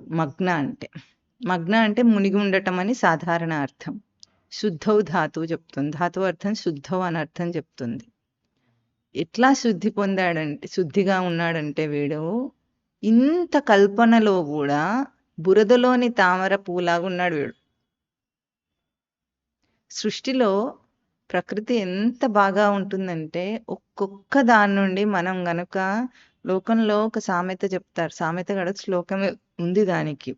ఔషధం గాని ఆకు లేదట, మంత్రం గాని అక్షరం లేదట, ఏదో ఒక విశిష్టత లేని వ్యక్తి ఉండడట. అట్లాగే ప్రకృతిలో దర్శనం చేయగలిగితే ఒక్కొక్కటి నీకు ఎంత చక్కటి ఉపమానం చూపిస్తా. అన్ని నీకే ఉపమానం, ఇంకెవరు లేరు అక్కడ. ఒక్క మనిషి కోసమే ఇంత ప్రకృతి సృష్టి అంతా. అందుకే ఆత్మబోధలో అన్ని కూడా ఉపమానాలన్నీ శంకరాచార్యులు ఎట్లా చెప్పారు, ఈ ప్రకృతిలోని కొన్ని ఉపమానాలే చూపిస్తారు అన్ని మనకు అక్కడ. అట్లాగే ఇక్కడ మగ్నస్య అంటే మునిగిపోయిన వాడను అన్న ప్రసిద్ధార్థానికి టూ మస్ట్ శుద్ధౌ ధాతువు ఏం చెప్తుంది? నువ్వు మునిగినా కానీ అంటుకోలేదు కదయ్యా, నువ్వు మునిగే ఉన్నావు కానీ నీకేం అంటలేదు సంసారం. ఇప్పుడు ఇది గుర్తించిన వాడు ప్రసిద్ధార్థం చేతనేమో నేను మునిగిపోయాను నన్ను రక్షించు, నేను మునిగిపోయాను నన్ను రక్షించు అన్నట్టు ఉంది. తత్వార్థం చూస్తే ఎట్లా ఉంది? తన సమర్థతను తానే వెలికి చెప్పుకుంటున్నాడు, తన శుద్ధి స్వరూపాన్ని తానే చెప్పుకుంటున్నాడు. రెండు రకాలుగా తీసుకుంటే, సామాన్య అర్థం తీసుకున్నప్పుడు ఎట్లా ఉంటుందంటే, ఎంతసేపటికి చేయూతని ఇవ్వమని గురువుని గాని శాస్త్రాన్ని దైవాన్ని అడుగుతూ కూడా చేయి చాచడవాడు.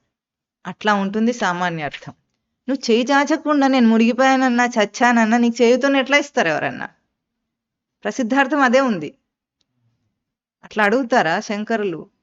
చేయూతనివ్వమనేవాడు ఎట్లా ఉంటాడు? చెయ్యి చాచటం కాకుండా మనం ఏం చేస్తాము, స్ట్రెచ్ చేస్తాం, దాన్ని అట్లా సాగదీస్తాం. అంటే అంత దూరాన్ని కూడా అందుకునే మన ప్రయత్నం మనం చేస్తాం. వాడు అక్కడ ఉన్నవాడు అట్లాగే చేస్తుంటాడు, మనం కూడా అట్లాగే చేస్తాం. ఎంత దూరం ఉన్నా సరే అంత అందుకోవడానికి ప్రయత్నం చేసినప్పుడు ఎట్లాగైతే మనం సాగదీసి మరీ మన ప్రయత్నం చూపిస్తామో అట్లా చేయాలి ప్రయత్నం. కానీ చేయి దాచిపెట్టుకొని చేయుతనివ్వు, చేయి దాచిపెట్టుకొని చేయుతనివ్వు అంటే ఎట్లా ఇస్తారు? ఎన్ని సంవత్సరాలైనా సరే గురువు పక్క నుండి గురువు తేజస్సు అందుకోకపోతే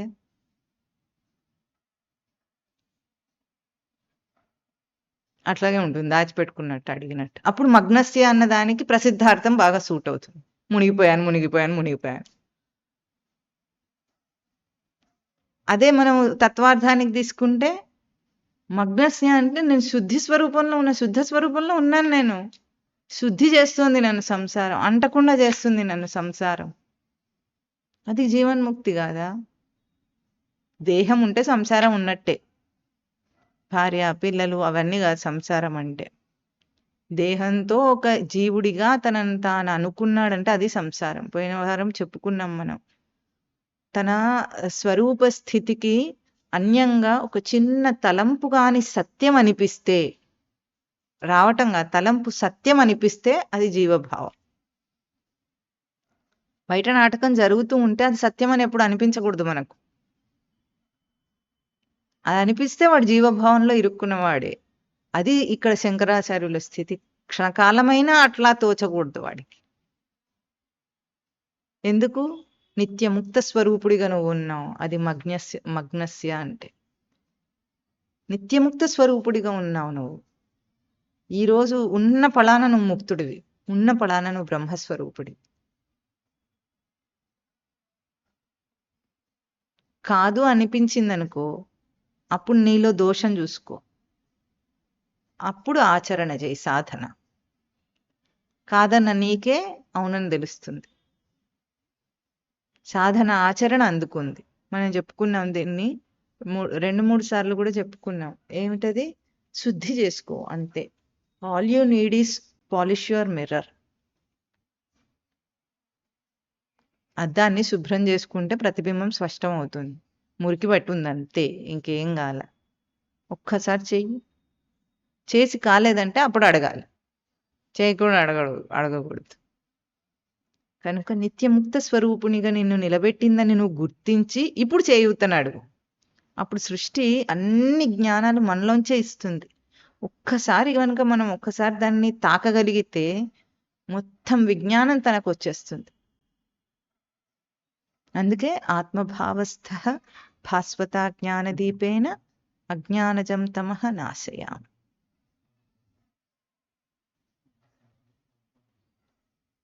అదే దాని దండాన్వయం చెప్తే ఆత్మభావస్థ చెప్పండి. భాస్వత జ్ఞానదీపేన అజ్ఞానజం తమః నాశయామి. నీలో ఆత్మభావంలో ఉండి తిష్ట వేసుకొని కూర్చుంటాడట. కూర్చొని భాస్వత జ్ఞానదీపేన, వెలుగుతున్న జ్ఞానదీపం చేత అజ్ఞానజం తమః, అజ్ఞానం వలన కలిగిన చీకటిని నాశయామి, నాశనం చేస్తాననిలే, నీ చేత నాశనం చేయిస్తా. చిన్నపిల్లవాడిని దీపాలు వెలిగింపజేస్తే ఎవరైనా మంచి సంస్కారం ఉన్న తల్లిదండ్రులు ఏం చేస్తారు? వాడి చేతి మీద తన చేతిని పెట్టి వెలిగించేటట్టు చేస్తారు. ఇప్పుడు వాడి చేత చేయించారా తను చేశారా అంటే వాడి చేతనే చేయించినట్టు చేస్తారు. అందుకే మన హిందూ ధర్మంలో వీడు ఎప్పుడు చాలా దానికి అప్రిషియేట్ చేస్తాడు. ఏమిటంటే ఇంటికి ఎవరన్నా వస్తే వాడిని చేతులు పట్టుకొని కాళ్ళు పట్టుకొని వాళ్ళ కాళ్ళ మీద పడేస్తారు.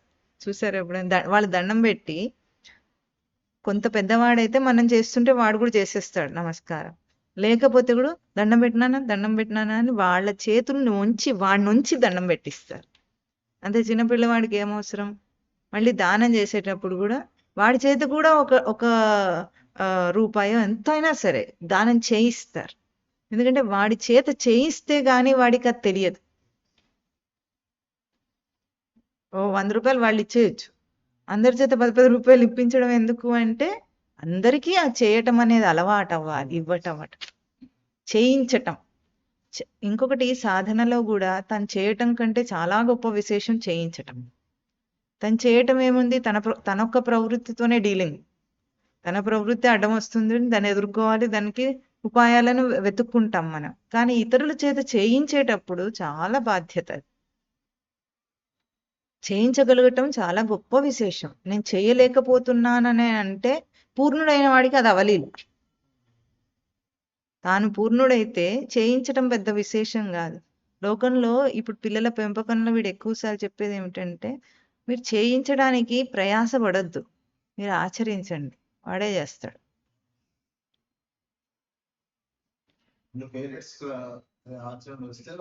కొండంత జ్ఞానం కంటే ఆవగింజంత ఆచరణ ముఖ్యం. తాను గనక ఆ స్పష్టతలో ఉంటే పక్కవాడికి ప్రసరించకుండా ఉండదు. జ్ఞానం ఎప్పుడు కూడా జ్యోతి స్వరూపం. జ్యోతి ఎట్లాగైతే ప్రకాశాన్ని ఇస్తుందో మన నిశ్చల స్థితి ఎదుటివాడిని మార్చి తీరుతుంది. ఇంట్లో ఈ సంసారంలో ఎక్కడైనా ప్రతిస్పర్ధలు వచ్చినప్పుడు తాను నిశ్చలంగా ఉండగలిగితే ఎదుటివాడు తగ్గిపోతాడు. నిశ్చలంగా పిల్లలకు దీంట్లో కూడా నేర్పించాం బాలబ్రహ్మ పిల్లలకు. రెండు శక్తివంతమైన ఆయుధాలు ఉన్నాయి మన దగ్గర. ఏమిటవి? Silence and smile. ఎంత మనకు వ్యతిరేకత రానిగాక నిశ్శబ్దంలో ఉండి చిన్న చిరునవ్వు చిందిస్తే ఎదుటివాడు ఏమీ చేయలేక ఊరుకుంటాడు. ఆ సమయంలో ఆ నిశ్చలత మనం పాటించగలిగితే చేయించటం చాలా గొప్ప విశేషం. ఎవరి చేతనైనా ఆచరింపజేయగలగాలంటే మనం ఎంతో స్పష్టంగా సహజంగా ఉండాలి ఆ స్థితిలో. మనమే అష్ట కష్టాలు పడిపోయి ఏదైనా ఆచరించడానికి కష్టపడుతుంటే వాడు ఎట్లా చేస్తాడు? ఆ సహజంగా ఉండాలి. సాధన అనేది ఒక కష్టపడి చేసే మిలిటరీ డిసిప్లిన్ లాంటిది కాదు. అసలు అంత మిలిటరీ డిసిప్లిన్ కూడా వాళ్ళకి ఒంటిపోతుందా లేదా? వాళ్ళు సహజంగానే చేసినట్టు అభ్యాసం చేస్తారు దాన్ని. మన సాధకుడు కూడా ఇది వాళ్ళు ఒక లౌకిక ప్రయోగంలోనే అట్లా చేసినా వాళ్ళ ప్రయోగం కూడా లోపల ప్రయోగమే, బయట ప్రయోగం ఏం కాదు. సాధకుడు అనేవాడు ఎట్లా ఉండాలి? ఆహ్లాదంతో చేయాలి దాన్ని. ఆహ్లాదంతో చేస్తుంటే ఎదుటివాడు నిన్ను ఎదిరించడు, దాన్ని ఎగతాళి చేయడు, ఏమి చేయలేడు వాడు. నీ ఆహ్లాదంలో నువ్వు ఉండు. నీకు బెరుకుందంటే వాడు మాత్రం తప్పకుండా ఎదిరిస్తాడు. అందుకే ధోతి కట్టుకోనో లేకపోతే గోచి పెట్టుకొని చీర కట్టుకొని ఇట్లా రోడ్డు మీద వెళ్తున్నాడు అనుకోండి, అందరు నన్నే చూస్తున్నారని నువ్వు అనుకుంటావు కానీ ఎవ్వరు నిన్ను చూడరు. బెరుకు ఎవరికి ఉంది? వాడు ఊరికే చూసినా నిన్ను ధోతి కట్టుకున్నందువల్ల చూస్తున్నాడు అని చూస్తే ఏమైంది? సహజంగానే మనం వెళ్ళిపోతున్నాం. మామూలుగా కూడా అందరు చూస్తుంటారు, ఒకరినొకరు చూసుకుంటూ వెళుతూ ఉంటారు, ఎవరు ఏమనరు అక్కడ. ఎప్పుడు బెరుకు మనకుంటుందో ఆ బెరుకు అందరిలో చూస్తాం మనం. వాడు నన్నే చూస్తున్నాడు, నన్నే ఏదో అంటున్నాడు. సహజం అయిపోతే, సహజంగా ఆహ్లాదంగా నువ్వు అది చేసుకుంటూ అంత ఆనందంగా ఉంటే వాడు కూడా ఇది బాగుంది అనుకుంటాడు. ఏ సాధన నియమమైనా అంతే. ఎంతో కష్టాలు పడి ఇట్లా బిగించుకొని ఇప్పుడు నేను సాధకుని అంటే ఆ సాధనకి ఎవడు రాడు ఇంకా. కనుక మగ్నస్య అంటే ఎదుగుతున్నప్పుడు ముక్తిని అనుభవించుకుంటూ ఎదుగు, బంధాన్ని చూసుకుంటూ కాదు, ముక్తిని అనుభవించుకుంటూ ఎదగాలి. బంధాన్ని గుర్తించిన వాడు బయటపడతాడు. బయటపడ్డవాడు బయటపడిన సంగతి కూడా తెలియాలి వాడికి. ఇంకా కాలేదు అనుకుంటుంటాడు. కాలేదంటే కోర్సు పూర్తయిన తర్వాత ముక్తి వస్తుంది సర్టిఫికేట్ రూపంలో కాదు. ముక్తి అంటే క్షణానికి అనుభవించేది. అది నీ స్థితి, ముక్త స్థితి. దాన్ని ఆహ్లాదంతో ఆనందించుకుంటూ జీవించాలంటే నేను జీవించాను అయిపోయిందా అట్లా కాదు. 3 గంటల సినిమా కాదు జీవించడం అంటే. లైఫ్ లాంగ్ కాదు, జీవం అది. తనకు జీవం, నా ఉనికికి జీవం అది. ముక్తి నా ఉనికికి జీవం అది. జీవం అంటే ప్రాణధారణ అనుకుందాం. దేహానికి శ్వాస జీవం ఎట్లాగో నా ఉనికికి ముక్తి జీవం. ఉనికి ముక్తమై ఉంటుందా, బంధమై ఉంటుంది అక్కడన్నా? నా ఉనికికి ఆ ముక్త స్వరూపాన్ని నేను అనుభవించటం జీవం. ప్రాణం అంటే పొందటం, అది పొందటం జీవం. అట్లా ఉంటే నిత్యముక్త స్వరూపుడు, దాన్నే మనము జీవన్ముక్తి అంటాం. దానికి ఇప్పుడు తత్వార్థమేమో మగ్న శబ్దానికి అట్లా వస్తుంది. ఇది ప్రసిద్ధార్థం ఎట్లా వస్తుంది? మగ్నస్య రాగ లసత్ ఊర్మి నిపీడితస్య. ఇక్కడ ఏమంటున్నారు? రాగ లసత్ ఊర్మి నిపీడితస్య. రాగ అంటే ప్రీతి, లసత్ అంటేనేమో చెక్కుకోవటం, శ్లేష క్రీడనయో ధాతు. అంటే రాగము ప్రీతి. ప్రీతి అనేది లేకుండా ప్రాణి ఉండడు.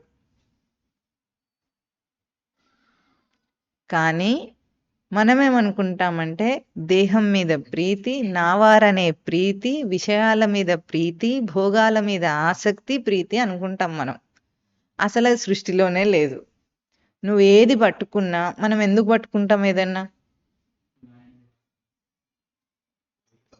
మామూలుగా దేన్నైనా ఎందుకు పట్టుకుంటాం? మనకు లేని ఉండదు. నాకు దాంతో అవసరం ఉంటే పట్టుకుంటా. దేన్నైనా అనుకో, పెన్ను పట్టుకున్నాను, దేనికి రాసుకోవడానికి పట్టుకుంటా. ఇప్పుడు నా రాసుకునే అవసరం కోసం పెన్నుని పట్టుకున్నానా? పెన్ను మీద నాకు ఏమైనా ప్రేమ ఉందా? అవసరం. రాసుకోవటం అనేది మనకు అప్పుడు ఆ ప్రక్రియకు అవసరం కాబట్టి పట్టుకున్నాం. వంట చేయడానికి కూరగాయలు తెచ్చుకున్నాం, పట్టుకున్నాం. ఏం చేస్తున్నాము? కూరగాయల మీద ప్రీతితో చేపట్టామా వాటిని ఏమన్నా? కాదు కదా. నాకు అవసరం, పాకం చేసుకోవాలి, పట్టుకున్నాం, అంతేనా? ఒక వస్త్రం తీసుకున్నాం, దాన్ని ధారణ చేశాం. ఎందుకు చేశాం? నా నా దేహానికి ఆచ్ఛాదనగా వస్త్రాన్ని ధారణ చేశాను. వస్త్రం మీద ప్రీత, నా ఆచ్ఛాదన మీద ప్రీత.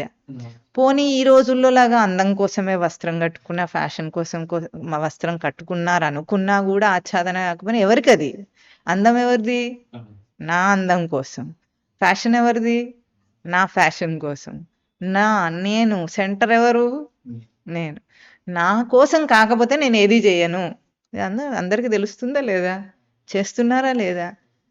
నేను భార్యాపిల్లల కోసం కష్టపడుతున్నాను, వాళ్ళ కోసమే ఇదంతా మోస్తున్నానన్నంత పచ్చి అబద్ధం ఇంకోటి సృష్టిలో ఉండదు. నీకోసం చేస్తున్నా. ఆ నా అన్నదాన్ని నేనుగా చేసుకుంటే సరిపోతుంది. బంధం ఎప్పుడైంది? నేనును నాది చేస్తే అది బంధం అయింది. నాది చేయడంలో పొరపాటు ఏమిటి?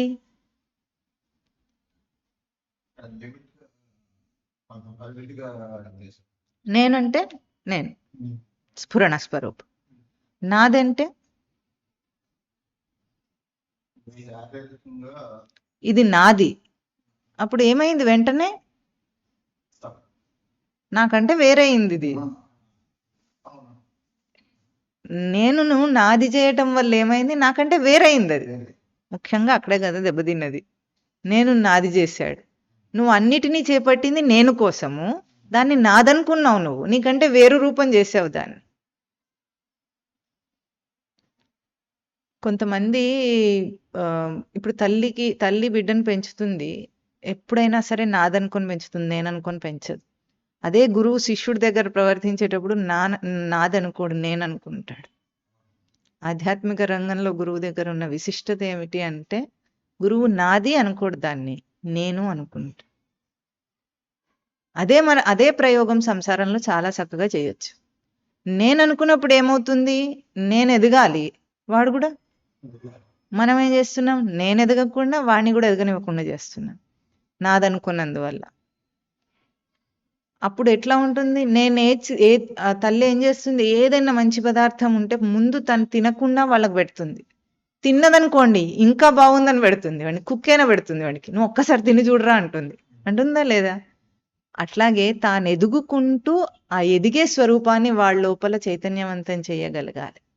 ఎట్లా చేయగలగాలి? ఒక మనిషిని ఎదిగేటట్టు చేయాలంటే ఏం చేయాలి చెప్పండి? ముందు తాను ఎదగాలి, సరే. తర్వాత తను ఎదిగేటట్టు చేయాలంటే ఏం చేయాలి? ప్రయోగం చేయించాలి మనిషిని. తప్పు చేయని వాడిని, కానీ మనమే అన్ని వాడికి చెప్తే వాడు ఎప్పటికీ ఎదగడు. తప్పు చెయ్యి ఒకసారి చెయ్యి, ఏమవుతుంది? మనకు సృష్టి అంతా అతలకుతలం అవుతుంది, ఏం కాదు. చెయ్యనివ్వు. వాడు గనక ప్రయోగం చేసి ఆ ప్రయోగంలో వాడు ఎదుగుతుంటే సవరణకు అవకాశం వస్తుంది. వాడు సొంత తెలివిని ప్రయోగించకపోతే సవరణ ఏం చేస్తాం మనం? ఇంకా ఎదిగేటట్టు చేయాలంటే అది చాలా మంచి లక్షణం. వాడికి అర్థం కాదు అనుకోవటం తప్పు. వాడు చేయాలి ఆ పని. చేసి మనం సవరించటం కూడా మనం చెయ్యాలి. మళ్ళీ వదిలేస్తే కాదు. వదిలేస్తే వాడు ఏదో ఒకటి చేసి అయిపోయింది అనుకుంటాడు. ఇది అండగా ఉండే పరస్పర లక్షణం. ఇది చెక్కుకోవటం అన్నమాట. తనను చెక్కుకుంటూ తన పరిస్థితులతో తనను తాను చెక్కుకోవటం, మలుచుకోవటం. చెక్కుకోవటం అంటే మలచుకోవటం. తనను తాను పరిస్థితులతో చెక్కుకోవటం లసత్. ఇంకేమన్నా? రాగ, ప్రీతి తనకెప్పుడు ప్రీతి అనేది చెడ్డ విషయం కాదు అసలు. ఆ ప్రీతి యొక్క స్వరూపం తెలుసుకుంటే బృహదారణ్యకోపనిషత్తు మంత్రం తన ప్రీతి, ఆత్మప్రీతి అది తెలుసుకున్న రోజున తాను ఈ జన్మను గౌరవిస్తాడు, వచ్చిన వాళ్ళందరినీ గౌరవిస్తాడు. మనకు ఎదురుపడ్డ ప్రతి వాడు మరి వీడికి గుర్తులేదు కానీ వీడి స్వానుభవము స్వామివారు చెప్పిన మాటనే అది. నిన్నెవరైతే కష్టపెడతాడో వాడు నీ ప్రథమ గురు. వీడు నిజంగానే నిజ జీవితంలో అట్లా ఒక వ్యక్తికి రుణపడి ఉన్నాడు ఎప్పటికీ. బోధ చేసిన గురువు స్థానమే ఆ వ్యక్తికి కూడా వీడి దృష్టిలో. ఎందుకంటే ఆ బాధయే రాకపోయి ఉంటే గనక సంసార పీడ నశాలని కంటదు కదా. అంటాలంటే స్వామే ఆ రూపంలో వచ్చాడని వీడు తప్పకుండా నమ్ముతాడు. దత్తాత్రేయుల వాళ్ళలో కూడా 24 మంది గురువుల తర్వాత జనరలైజేషన్ చెప్తారు. ఈ సృష్టిలో ప్రతి దేవుడు నీకు బాధించి బోధిస్తుంది. మనం గుర్తించటం ముఖ్యం. అది జరుగుతుంది సృష్టి క్రమంలో, మనం గుర్తించాలి. ఏ బాధ వల్ల ఆ వ్యక్తిని మామూలుగా అయితే ద్వేషిస్తాం, ఇంత పీడనిచ్చినందుకు. కానీ ఆధ్యాత్మిక సాధకుడికి అది బంపర్ లాటరీ లాంటిది. వీడి స్వానుభవం మామూలుగా కాదు. ఎట్లా అంటే అసంగ శస్త్రేణ దృఢేన చిత్వా అనేది నువ్వు చేసుకోలేకపోతే నీ సంసారాన్ని సమూలంగా నాశనం చేయటానికి గురువు రూపంలో స్వామి కదా ఆ రూపంలో వచ్చింది. అది పరిస్థితితో మనం మలుచుకోవటం. వికట పరిస్థితి, చాలా కష్టతర పరిస్థితి, దానిలో ఎదుగుతాడు, బయటపడిపోతాడు. ఇందాక మనం చెప్పుకున్న అగ్ని ప్రమాదమైన ఇంటిలోంచి బయటపడ్డట్టు. అంత ప్రమాదం వస్తేనే మంచిది అప్పుడప్పుడు. దీనికి భగవద్గీత చెప్పుకుంటున్న మొదట్లో వీడు ఒకటి చెప్పాడు. ఒక సైన్స్ ఎక్స్పెరిమెంట్ ఒక సైంటిస్ట్ చేస్తాడట. అదేమిటంటే కప్పకు నీళ్ళల్లోంచి ఒక క్వాలిటీ ఉంది. నీళ్ళల్లో ఉండగలది, ఇది నేల మీద కూడా ఉంటుంది. దాంతోపాటు దానికి దాని లక్షణం ఏమిటి, ఒక ప్రత్యేకత ఉంది.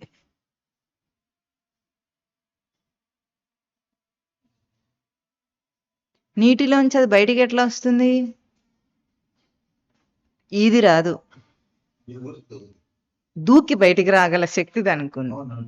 అయితే ఒక ఎక్స్పెరిమెంట్ లో ఒక సైంటిస్ట్ ఏం చేశాడంటే ఒక కప్పను నీళ్ళల్లో వేశాడు. అది దూకాలి.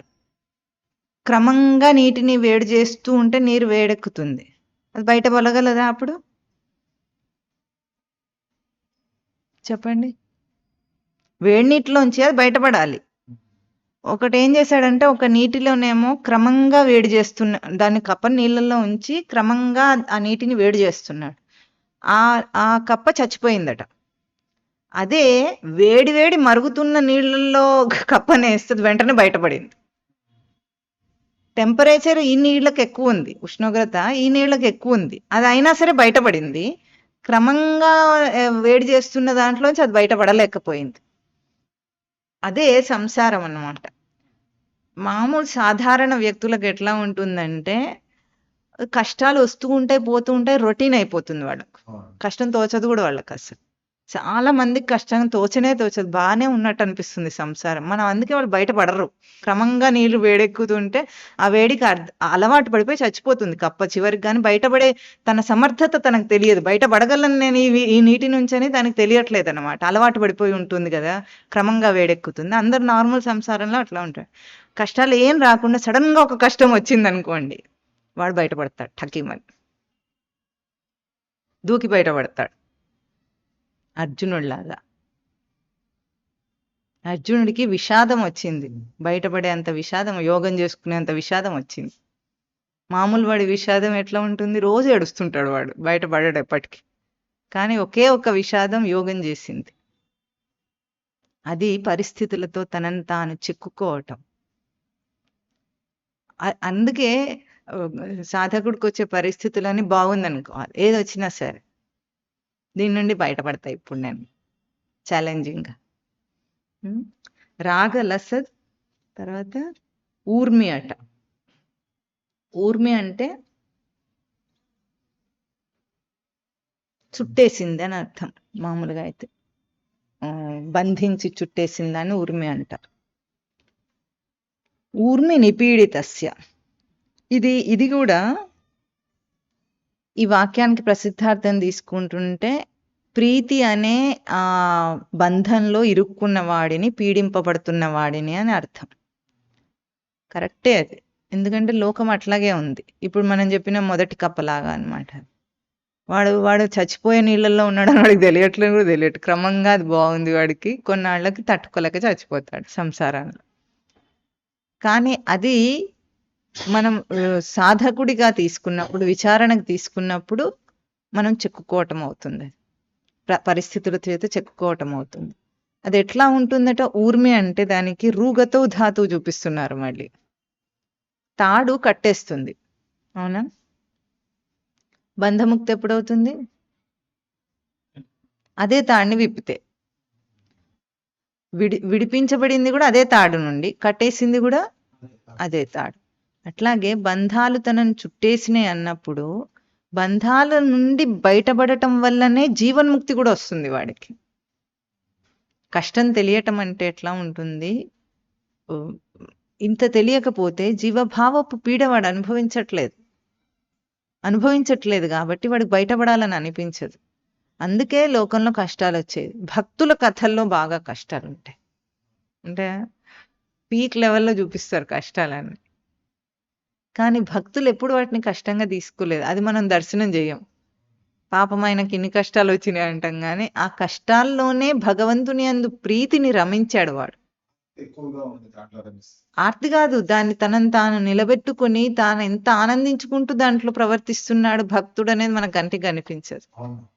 అది మనకు కుంతీదేవి ఉదంతం చెప్తుంది కదా, నాకు కష్టాలే రాని కృష్ణ అన్నది, సుఖాలొద్దు అన్నది. ఎందుకు? అప్పుడు గనుక నేను రమిస్తా, నిన్ను తలుచుకొని ఆనందిస్తా. కనుక పరిస్థితి వికటంగా ఉన్నప్పుడే తాన ఆనందం ఎక్కువ, నేను నిలదొక్కుకోగలను అని. సుఖంగా ఉంటే పెద్దగా తెలియదు అది. ఇప్పుడు నిపీడితస్య అంటే పీడింపబడుతున్న వాడను. ఎట్లా? పీడను పొందినవాడను అని. నిపీడితం అంటే, నీ అంటే పొందిందే అర్థం. పీడను పొందినవాడను అంటున్నాడు. పీడను పొందినవాడు అన్న ఆర్తి చెప్పినప్పుడు ఎట్లా ఉంటుంది? బంధం నుండి బయటపడాలనే గుర్తింపు. లేదు, తన సమర్థతను చెప్తున్న సాధకుడైతే పీడ ఎట్లా ఉంటుంది? పీడ శబ్దానికి అర్థం ఏం చూపించారు?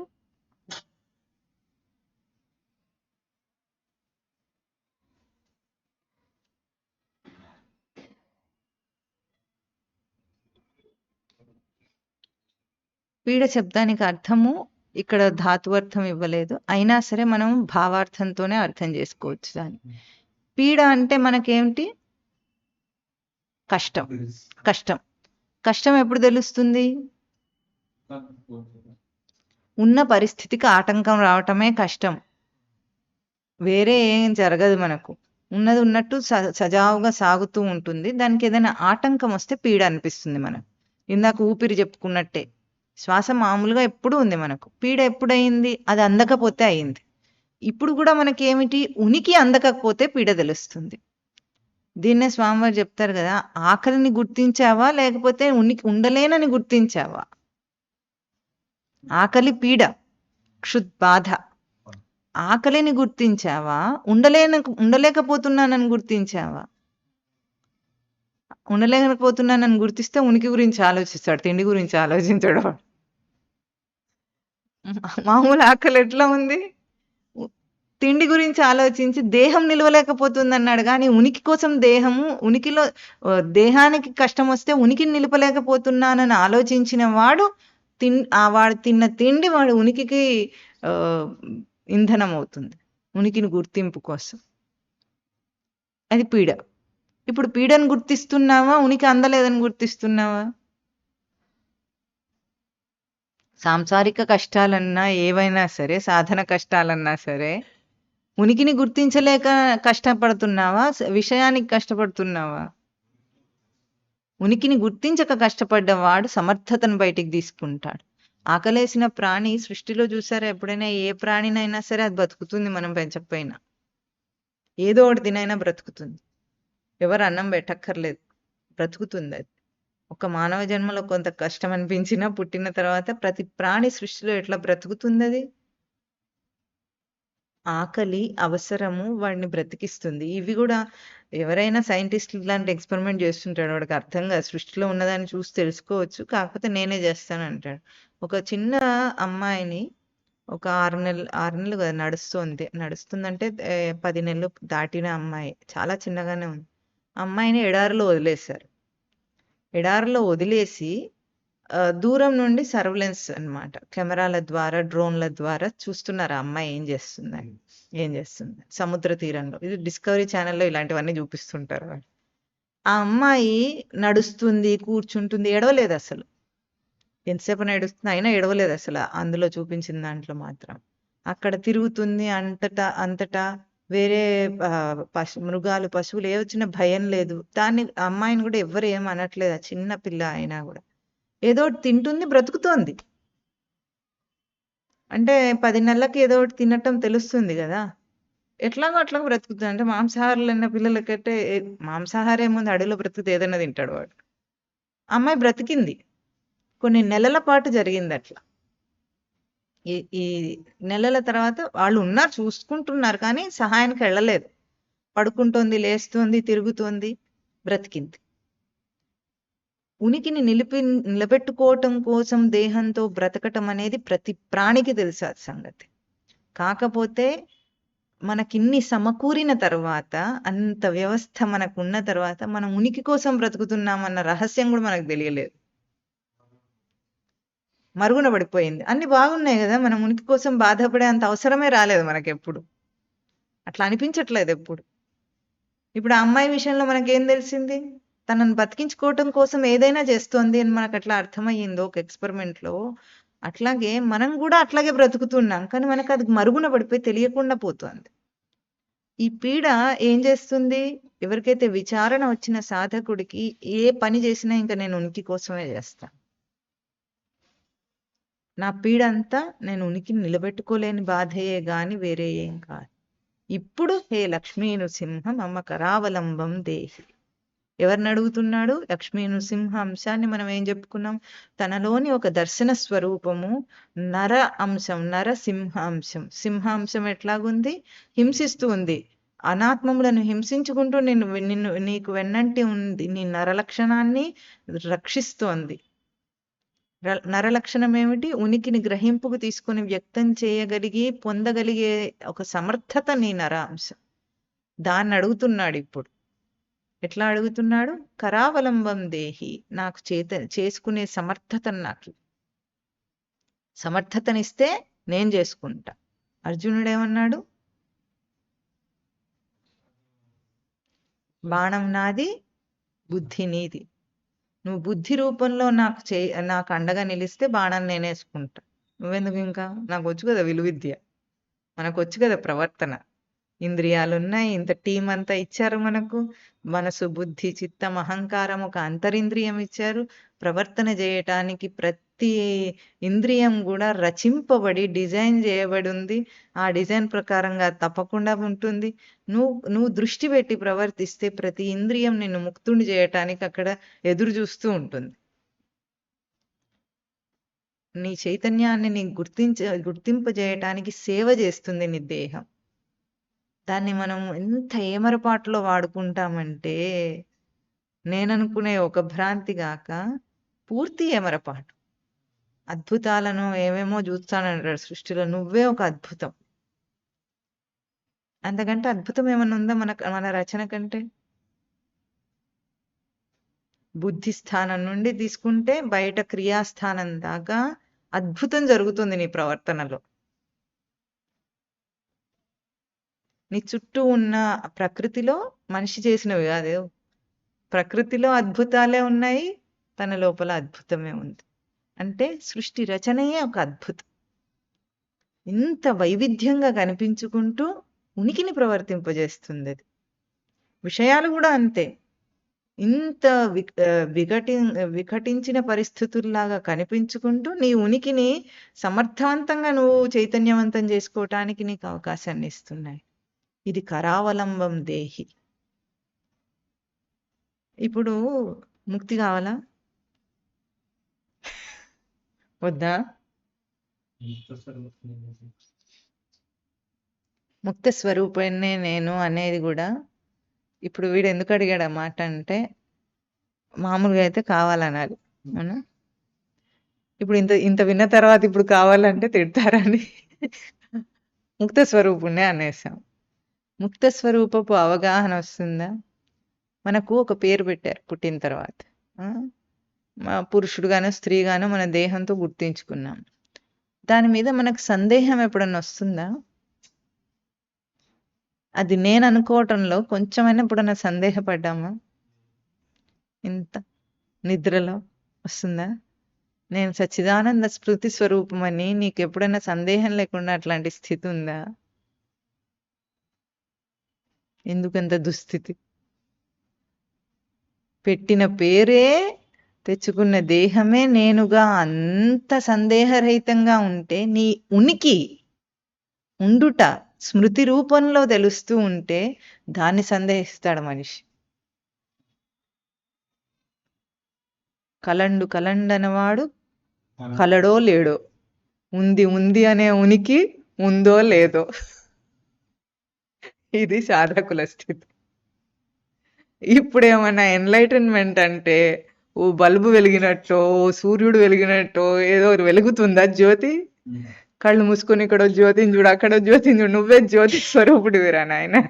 నువ్వు ఎక్కడ జ్యోతులు చూసినా జ్యోతి నీకంటే వేరేది అవుతుంది. నీ దర్శనమే జ్యోతి కాదా? అదే లక్ష్మీ నృసింహాంశం. నీ దర్శన స్వరూపంతో లేక నువ్వు ఉన్నావా? ఇది నిత్యముక్త స్వరూపం. నువ్వు దర్శన స్వరూపంలో ఉంటే నువ్వు నిత్యముక్తుడివే. మళ్ళీ ముక్తి కావాలని, వద్దని, అవునని, కాదని ఏం మాటలు ఉండవు అక్కడ. జ్యోతిని ఇంకోటి చూడాల్సిన అవసరం లేదు, లోపల లైట్ వేసుకోవాల్సిన అవసరం లేదు లోపలికి వెళ్ళి. ఇప్పుడు జ్యోతిని చూస్తాడు కదా కొన్ని మెడిటేషన్లో, ఇక్కడ జ్యోతిని చూడు, ఇక్కడ జ్యోతిని చూడు, ఎక్కడన్నా జ్యోతిని చూడు అంట. ఆ జ్యోతి ఎట్లా కనిపిస్తుంది? ఎవరు చూస్తారు దాన్ని? అంటే జ్యోతి సచ్చిదానంద స్మృతి కంటే వేరుగా ఇంకోటి కనిపించే పదార్థం అయిందా లేదా? అప్పుడు దాన్ని ఎట్లా అవుతుంది? చూసేవాడిని నేనా, దర్శనం చేసేవాడిని నేనా, జ్యోతి నేనా? జ్యోతి నేనైపోయి అన్ని దర్శనాలు ఉండవు. దర్శన తేజస్సే జ్యోతి, తేజస్సు జ్యోతి. దర్శనం చేయటం అనే ప్రక్రియ జ్యోతి కాదు, ఇంకొకటి ఉంటుంది. అప్పుడు దర్శనం చేయాలంటే అదొకటి, నేను ఒకటి ఉండాలి. దర్శన తేజస్సు దృశ్యం కంటే వేరుగా, దృశ్యంతో అవసరం లేకుండా ఉన్న దర్శన తేజస్సు నా సచ్చిదానంద స్మృతి స్వరూపం. అది మన ప్రతి ఇంద్రియంలో ఉంది. అందుకే మనము ఉన్నానన్న ఉనికిని అనుభవించటానికి, ఇప్పుడు దేహంతో మనం ఉన్నామని అనిపించటానికి కారణం ఏ ఇంద్రియం? దేహంతో నేను ఉన్నానన్న ఆ భావన మనకు రావటానికి ఏ ఇంద్రియం కారణం?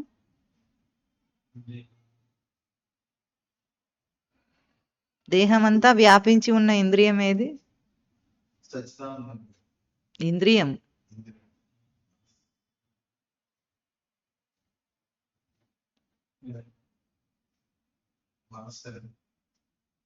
జ్ఞానేంద్రియం, చర్మం. స్పర్శ లేకుండా ఇంద్రియం ఎక్కడైనా ఉందా? అందుకే జుట్టులో మనకు ఉన్న ఉనికి తెలియదు, జుట్టు కత్తిరించినా మనకేంగా. స్పర్శేంద్రియం ఎంత దాకా వ్యాపించి ఉందో అంత దాకా ఉన్న స్ఫురణ మనకు వస్తూ ఉంటుంది. స్పర్శ పోయిన రోజు అది ఉన్నా లేకపోయినా స్ఫురణ మనకుంది, దాని యొక్క స్ఫురణ మనకు ఉండదు. దేహమంతా వ్యాపించి మనను దేహంతో ఉన్నానని చూపించేది స్పర్శేంద్రియం, ఆ గ్రహింపునిచ్చేది. ఆ స్పర్శేంద్రియము భౌతిక ఉపమానం దేహంతో. స్పర్శ అనే తన లోపల ఒకటి ఉంది. స్పర్శ అంటే తాకి తనను తడిమి తాకి చూసుకునటం అనేది అంతఃస్ఫురణ. అహం అహం అహమితి అంతఃస్ఫురంతం సదా. అది తడిమి చూసుకుంటే ఎట్లా తెలుస్తుందో అట్లా స్ఫురణ తనకు అట్లా తెలుస్తుంది. ఉపమానం చెప్పటం కోసం కానీ అంతకంటే స్పష్టంగా ఉంటుంది అది. కానీ మనకి ఎట్లా దేహంతో తెలుస్తుంది? ఉపమానాత్మకంగా. అంతఃస్ఫురణ అట్లా ఉంటుంది. ఎప్పుడైనా తిమ్మిరి పడితే మనకు అక్కడ స్పర్శ తెలియకుండా అవుతుంది.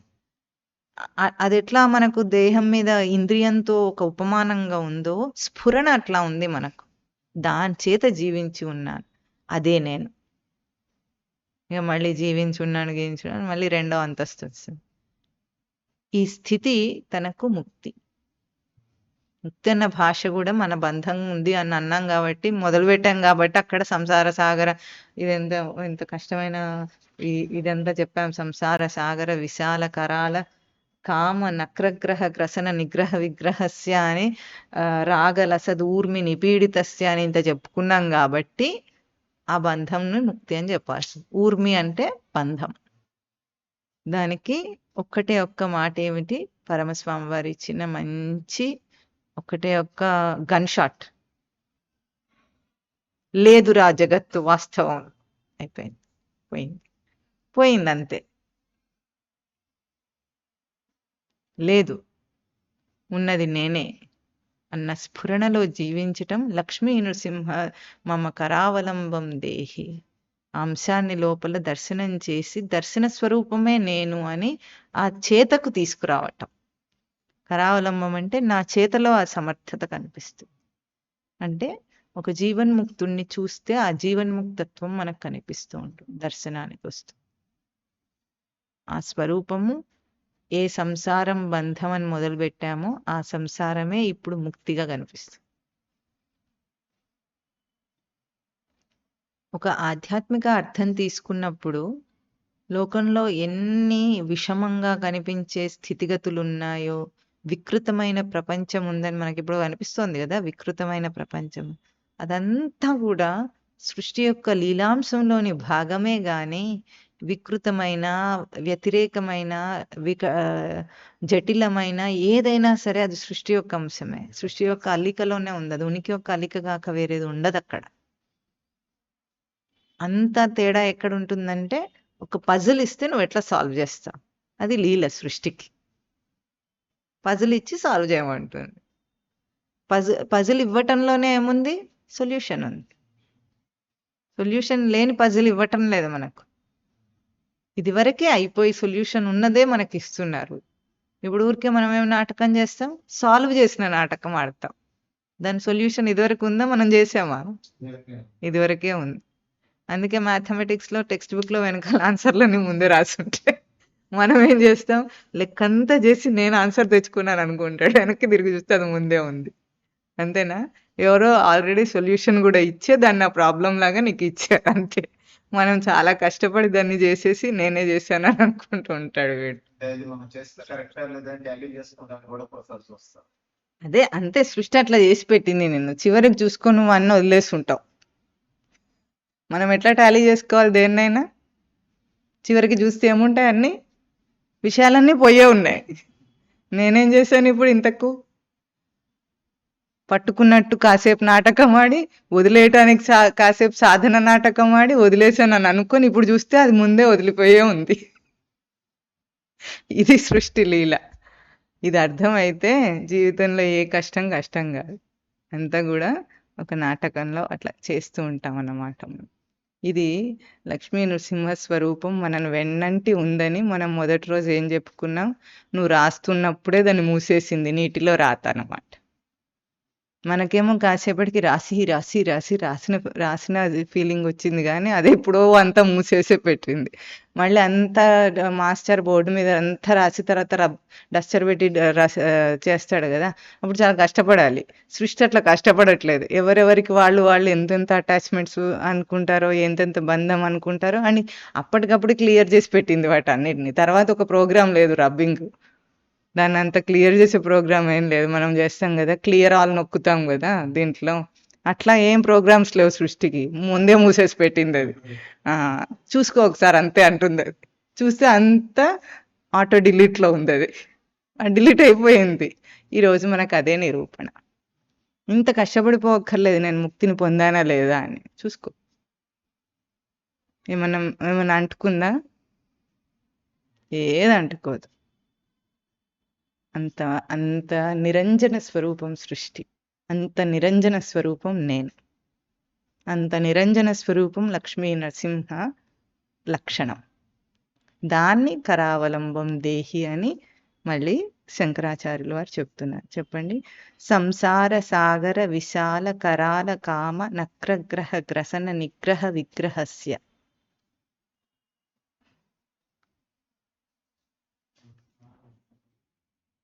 Hmm. 11 సంసార సాగర విశాల కామ నక్రగ్రహ గ్రసన నక్రగ్రహ గ్రసన నిగ్రహ విగ్రహ మగ్నస్య రాగలసత్ ఊర్మి నిపీడితస్య